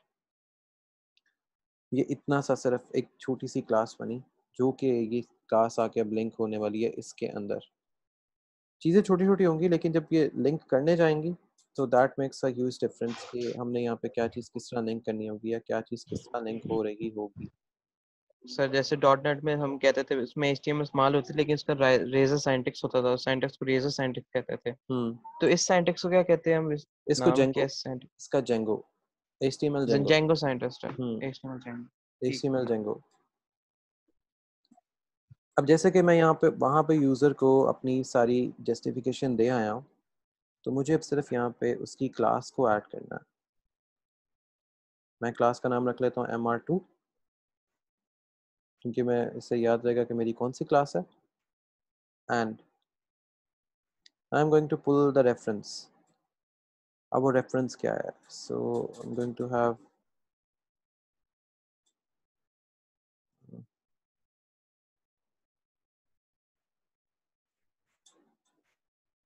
h reference। So h reference के अंदर मुझे देनी है इसकी URLs। Now the most important part of a URL किसकी, यूजर डॉट पोस्ट, उसकी सारी URLs को देखो, और जो ऑथर ने पोस्ट किए हैं वो देखो, किस जगह से, जो उसका यूजर नेम है उससे। जैसे अभी हम यूजर नेम बना के आए, यूजर नेम से वो चेक करेगा, और मैंने यहाँ पे इसका सिंटैक्स बंद कर दिया, और यहाँ पे ये वाली फाइल भी बंद हो गई।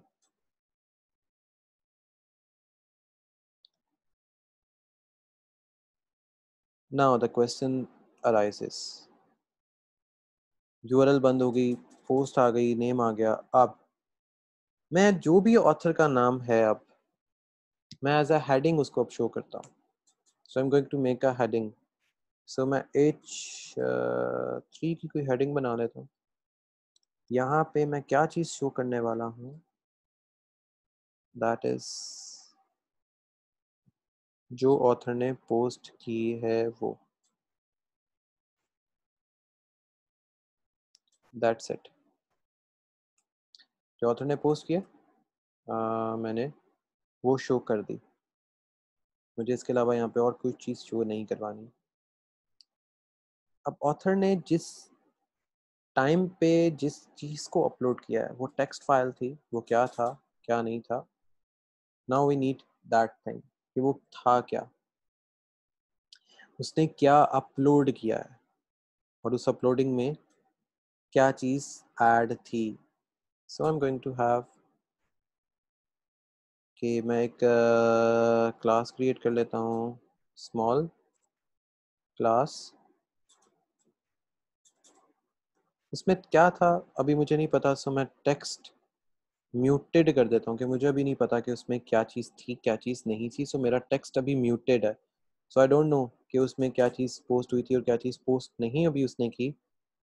सो टेक्स्ट म्यूटेड होने के साथ साथ मैं गेट ये करूँगा कि उसने क्या पोस्ट किया था, किस डेट पे किया था। तो post dot date underscore upload, कि उसने क्या चीज़ किस डेट पे पोस्ट की थी, या मैं डेट का फॉर्मेट उसको बता दूंगा। ओके सो डेट का फॉर्मेट, डेट का format, F for format, capital F for format. उसमें पहले क्या आएगा, डे आएगा, देन ईयर आएगा, बस मंथ वगैरह की ज़रूरत नहीं पड़ेगी। अगर आपने मंथ लिखना भी है सो यहाँ पे आप कॉमा डाल के मंथ भी कर सकते हैं। सो मंथ, डे और year. So this is how the format works. लेकिन डे और ईयर दैट्स बेटर। उसकी रीज़न क्योंकि मंथली अगर आप देते हो तो फिर हमें डेटाबेस को मंथ वाइज भी मैनेज करना पड़ सकता है। वैसे मोस्टली साइट मंथ वाइज भी मैनेज कर रही होती हैं, लेकिन हमने सिर्फ अभी फाइलें कुछ अपलोड करनी है, सो इस वजह से भी हम मंथली वाइज नहीं, हम ईयर वाइज ही पूरी अपनी कीज़ वगैरह को मैनेज करेंगे। अब यहाँ पे आके मैं सारी पोस्ट्स चेक करूँगा कि क्या क्या पोस्ट आई हैं। So if post dot file, सारी फाइल वाली पोस्टें निकालो, जो अगर फाइल में कोई चीज़ पोस्ट हुई है तो निकालो। सो पोस्टें सारी निकल आएंगी और शिफ्ट हो जाएंगी posts dot file dot URL पे, यूआरएल। सारी पोस्टें उन फाइल्स उन यूआरएल्स पे शो हो जाएंगी।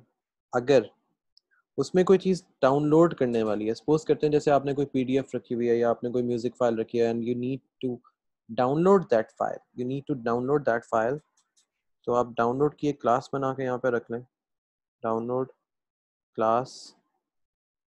उसमें आपने जो टेक्स्ट शो करना है कि इस पे क्या चीज़ शो होनी चाहिए, सो मैं टेक्स्ट का डार्क कलर दे देता हूँ, टेक्स्ट को जस्टिफाई कर देता हूँ, उस पे शो हो जाए कि टेक्स्ट पे क्या लिखा हुआ है, और उस टेक्स्ट को एक हेडिंग दे देते हैं। मैं हेडिंग दे देता हूँ इसमें H5,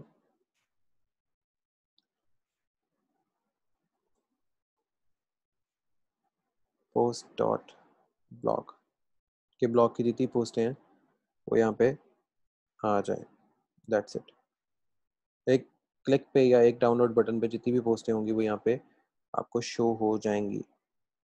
ये करने के बाद आपका ब्लॉग एंड, आपकी पोस्ट की फाइल एंड, आपने और यहाँ पे कुछ भी ऐड अप नहीं करना। So and F, that's it. अब हमारा जो बैकएंड है वो किसी हद तक बन रहा है। अगर मैं यहाँ पे इसको क्लिक करूँगा तो मेरा जो बैकएंड शो होगा वो कुछ इस तरह का शो होगा। जैसे ये पोस्ट ऑथर का एक लिंक बन गया, पोस्ट ब्लॉग का एक लिंक बना हुआ है। जैसे मैं इसको क्लिक करूंगा पीछे यूआरएल सेट करने वाली रह गई है। जैसे कि इसको कोई यूआरएल नहीं मिली, ऑथर के यूजर नेम की से वहां तक नहीं जा सका।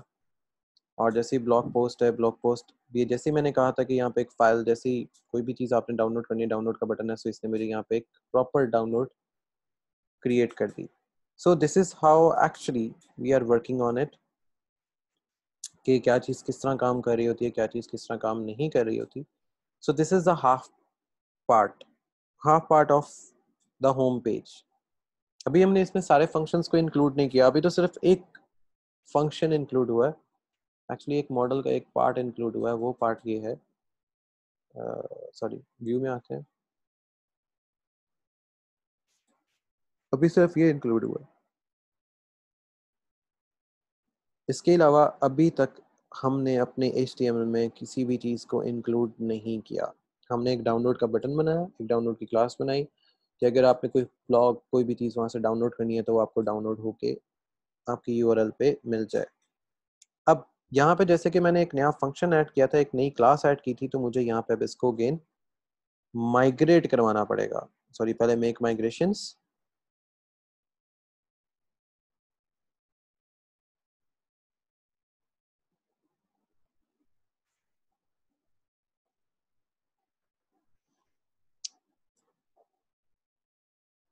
ओके, अगर मैं अपनी माइग्रेशंस में दिखाऊं, अभी मेरे पास ये सिर्फ एक फाइल आ रही है माइग्रेशंस में, करेक्ट। एक फाइल में मेरे पास सिर्फ ये चीज़ें ऐड है। अब मैं इसको कर देता हूँ माइग्रेट।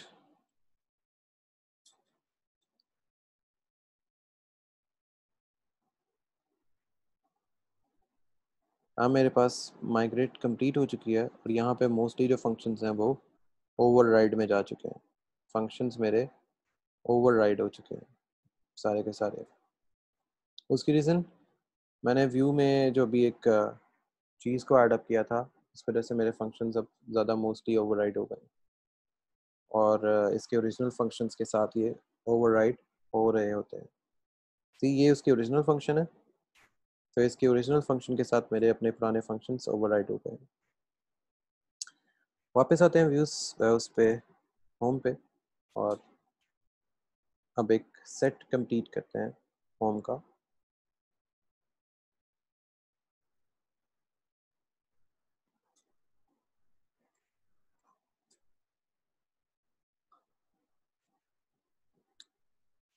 सेट कंप्लीट करने से पहले मैं इसके पैजिनेट्स पे काम कर देता हूँ, क्योंकि हमने पैजिनेट्स कंप्लीट किए हुए थे, तो आप लोगों को आइडिया हो जाएगा कि एक्चुअली पैजिनेट कैसे काम कर रहे होते हैं। हमने पैजिनेट यूज़ किया हुआ है, फिर हम बाकी सारी चीज़ों को इसमें ऐड अप कर देंगे ताकि कोई इशू ना रहे। तो मैं यहाँ पे करूँगा पहले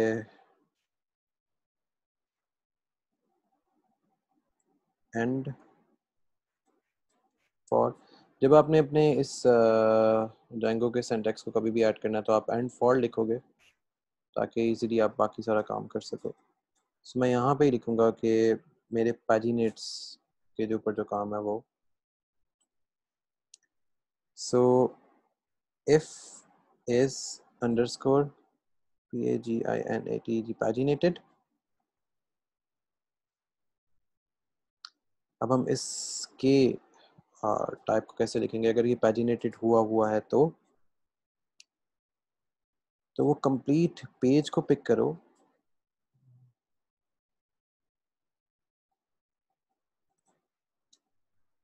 इफ पेज अंडरस्कोर ऑब्जेक्ट,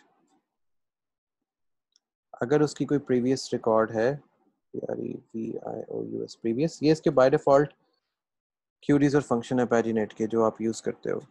तो मैं यहाँ पे इसको बटन बना दूंगा कि अगर उसकी कोई ऐसे बाय डिफॉल्ट थे तो क्लास BTN, सो BTN की आउटलाइन आ जाएगी, डैश आउटलाइन, बटन की एक आउटलाइन आ गई, उस पर एक इन्फो टाइप होगी, INFO इन्फो। उसका टेक्स्ट साइज जो होगा वो MB4 आ गया। एंड वो जाएगी कहाँ पे, पेज पे जो कि आपको पैजिनेट कर रहा होगा। सो अभी हमारे पास सिर्फ एक पेज है, पेज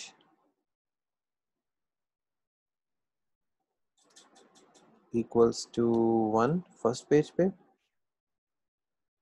और मैं इसको कर दूंगा 61st, बस। This is how I am gonna write my paginate page, paginate function या पैजिनेट पेज। और मैं यहाँ पे इसको कर दूंगा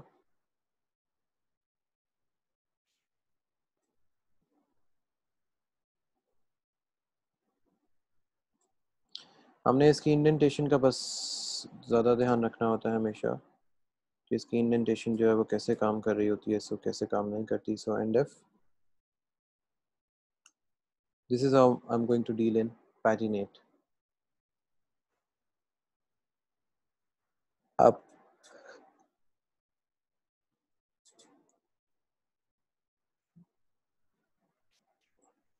मेरे पास मेरा पैजिनेट बन गया, एक फंक्शन बन गया, फंक्शन कॉल बन गई। फंक्शन कॉल करने के बाद मुझे चाहिए अब इसका व्यू, जहां से ये आगे शिफ्ट होगी और वो शिफ्ट होके कहाँ जाएगी, पोस्ट पे। तो मुझे पोस्ट के व्यू चाहिए, पोस्ट को क्रिएट, अब मैं पोस्ट को क्रिएट करना चाहूँगा। How I am going to create my post. तो इसके लिए मैं खाली इसमें काम नहीं करूँगा, तो मुझे पोस्ट को क्रिएट करना। अभी हमने था पोस्ट की कैटेगरी लिखी, now I am going to create the post, कि पोस्ट को क्रिएट कैसे किया जाएगा।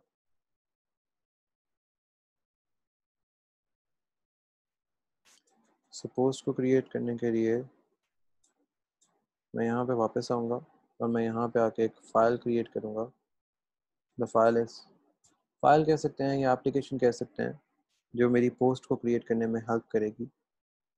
So it's Django -admin start app users। सो मैं अपने यूज़र्स की एक एप्लीकेशन क्रिएट करूँगा।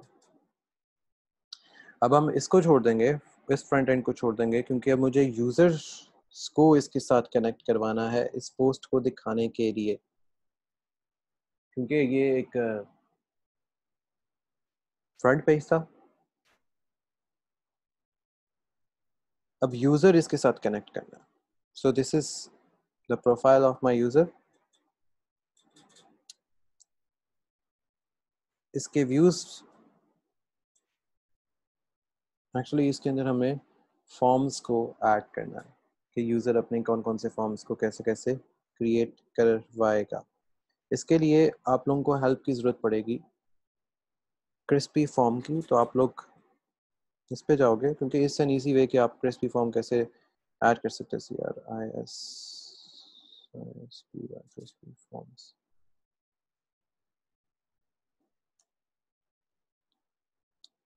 यहाँ पे जाओगे, आपके पास ये एक डॉक्यूमेंटेशन अवेलेबल होगी क्रिस्पी फॉर्म्स को डाउनलोड करने के लिए। अगर आप लोग यहाँ से डाउनलोड इसको नहीं कर पाओगे तो कोई इशू नहीं है, आपके पास ये सिंटैक्स लिखा हुआ आ रहा होगा, आप इसको ऐसे ऐड कर लो। क्योंकि अगर आपके पास लिनक्स मशीन है या आपके पास कोई ऐसी मशीन है जो कि ऑटोमेटिकली आपके इंटरनेट से भी लिंक्ड है और बाकी सारे फंक्शन से भी लिंक है, तो ये ऑटोमेटिकली आपको यहाँ पे लेटेस्ट वर्जन और ये सारा कुछ शो कर रही होगी, क्योंकि आपका कंपाइलर ऑनलाइन भी चेक कर रही होती है। So this will show you कि आपका का जो कंपाइलर है वो इसके साथ कनेक्टेड है या लेटेस्ट वर्जन का है या नहीं है। तो आप इससे फिर आगे आ जाएंगे। इसको इंस्टॉल किया तो यहाँ पे आपने आके इसको यहाँ पे जस्ट ऐसे करके पेस्ट कर देना है, तो ये आपके क्रिस्पी फॉर्म्स को इंस्टॉल कर देगा। सो मेरे पास ये ऑलरेडी इंस्टॉल्ड है। सो मुझे इसको मेरे में इसने इंस्टॉलेशन नहीं की। सो क्रिस्पी फॉर्म होने की वजह से मुझे फ़ायदा ये होगा कि मैं सिर्फ इसका पहले यूज़र का एक फॉर्म क्रिएट कर लूँगा। मैं यहाँ पे एक फ़ाइल क्रिएट करूँगा यूज़र्स के अंदर आके, और उसका नाम मैं रखूँगा सिर्फ फॉर्म्स। मैं अपने फॉर्म्स यहाँ पे क्रिएट कर लूँगा, और साथ ही साथ मैं यहाँ पे आके सेटिंग्स में इस चीज़ को यहाँ पे ऐड अप कर दूँगा, जो चीज़ मैंने अभी ऐड अप की है। So it's users dot apps dot users config.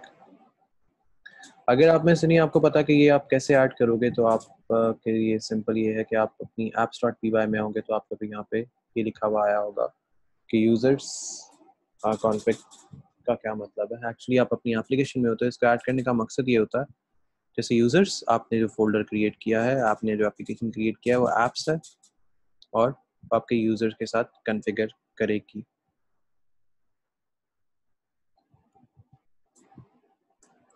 Make migrations and then migrate.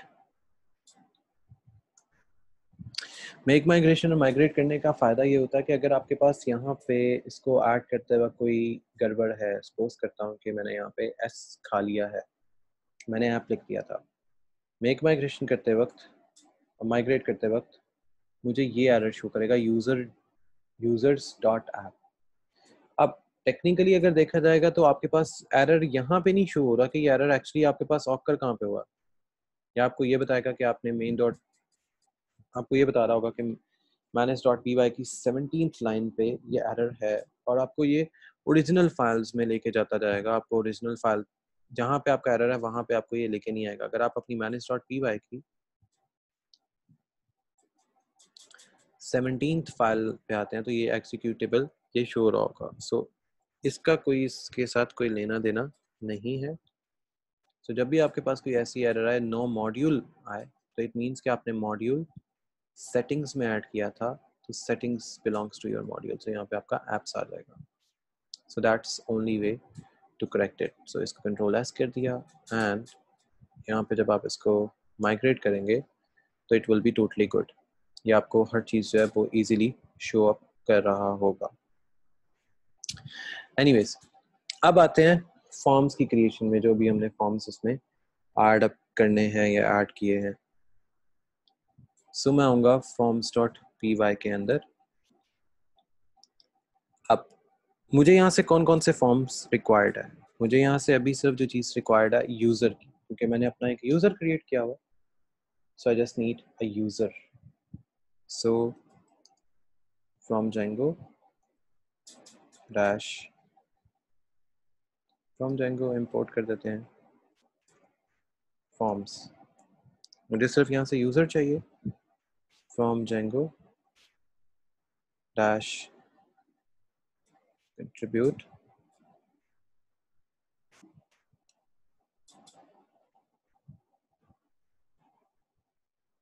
मुझे यहाँ पे उसकी कंट्रीब्यूशन चाहिए।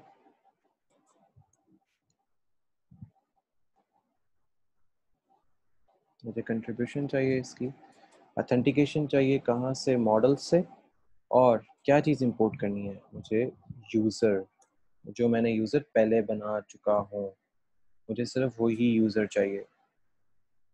अब the most important thing, important one, मैं इतनी स्पेस इस वजह से दे रहा हूँ कि मैं कोई चीज़ ऐड इसके ऊपर भी करूँगा बाद में। So the important one is class user REGIST। मुझे यूज़र कुछ रजिस्टर्ड करना है फॉर्मेशन में। सो मेरे पास आएगा यूज़र CREAT क्रिएट फॉर्म। अब मुझे कुछ फॉर्म क्रिएट करना है, लेकिन कहाँ से क्रिएट करना, क्योंकि ये वाला फंक्शन तो ऐसे चलेगा ही नहीं। तो इट मीन्स कि मुझे कोई चीज़ इस पे रिक्वायर्ड है। सो मैं यहाँ पे एक ईमेल का बॉक्स बना लेता हूँ। तो ईमेल एक्चुअली फॉर्म्स में से आ जाएगी, ईमेल की फील्ड आ जाएगी। सो ये तो ऐड करना बहुत ईजी काम है कि मेरी ईमेल की फील्ड है। अब ये वाला यूज़र क्रिएशन फॉर्म, ये क्रिएट फॉर्म, ये कैसे ऐड होगा, that's a point. Creation form यहाँ पे या क्रिएट फॉर्म यहाँ पे कैसे ऐड होगा। इसको ऐड करने के लिए हमें अपने मॉडल्स में लिखना पड़ेगा इसको कि ये कैसे ऐड होगा। सो हम अपने मॉडल्स यहाँ से कल ऐड करना स्टार्ट करेंगे और आज के लिए इतना ही, क्योंकि हम यहाँ पे कल हमने स्टार्ट करना है मॉडल से। जहाँ तक आज हमने किया है यहाँ पे अगर आप में से किसी का कोई एरर आता है तो आप लोग रात 12 बजे के बाद we can ask, so I will able to resolve all of your errors। जो भी आपको कोई एरर अगर आया होगा या एरर आता है तो सॉल्व कर दूंगा, क्योंकि जो I will be free at 12 easily। तो आपके पास व्हाट्सएप का ग्रुप भी है, so you can ask at WhatsApp as well अगर आपके पास कोई एरर आता है तो। जी सर, आपके पास वीडियो जो है अभी कुछ देर तक वो शेयर हो जाएगी, तो आप यहाँ तक सारा कंप्लीट करके कल हम यहाँ से दोबारा इसको स्टार्ट करेंगे, लेकिन आप लोगों का यहाँ तक कंप्लीट होना चाहिए। सो सी यू बाय टुमारो इंशाल्लाह।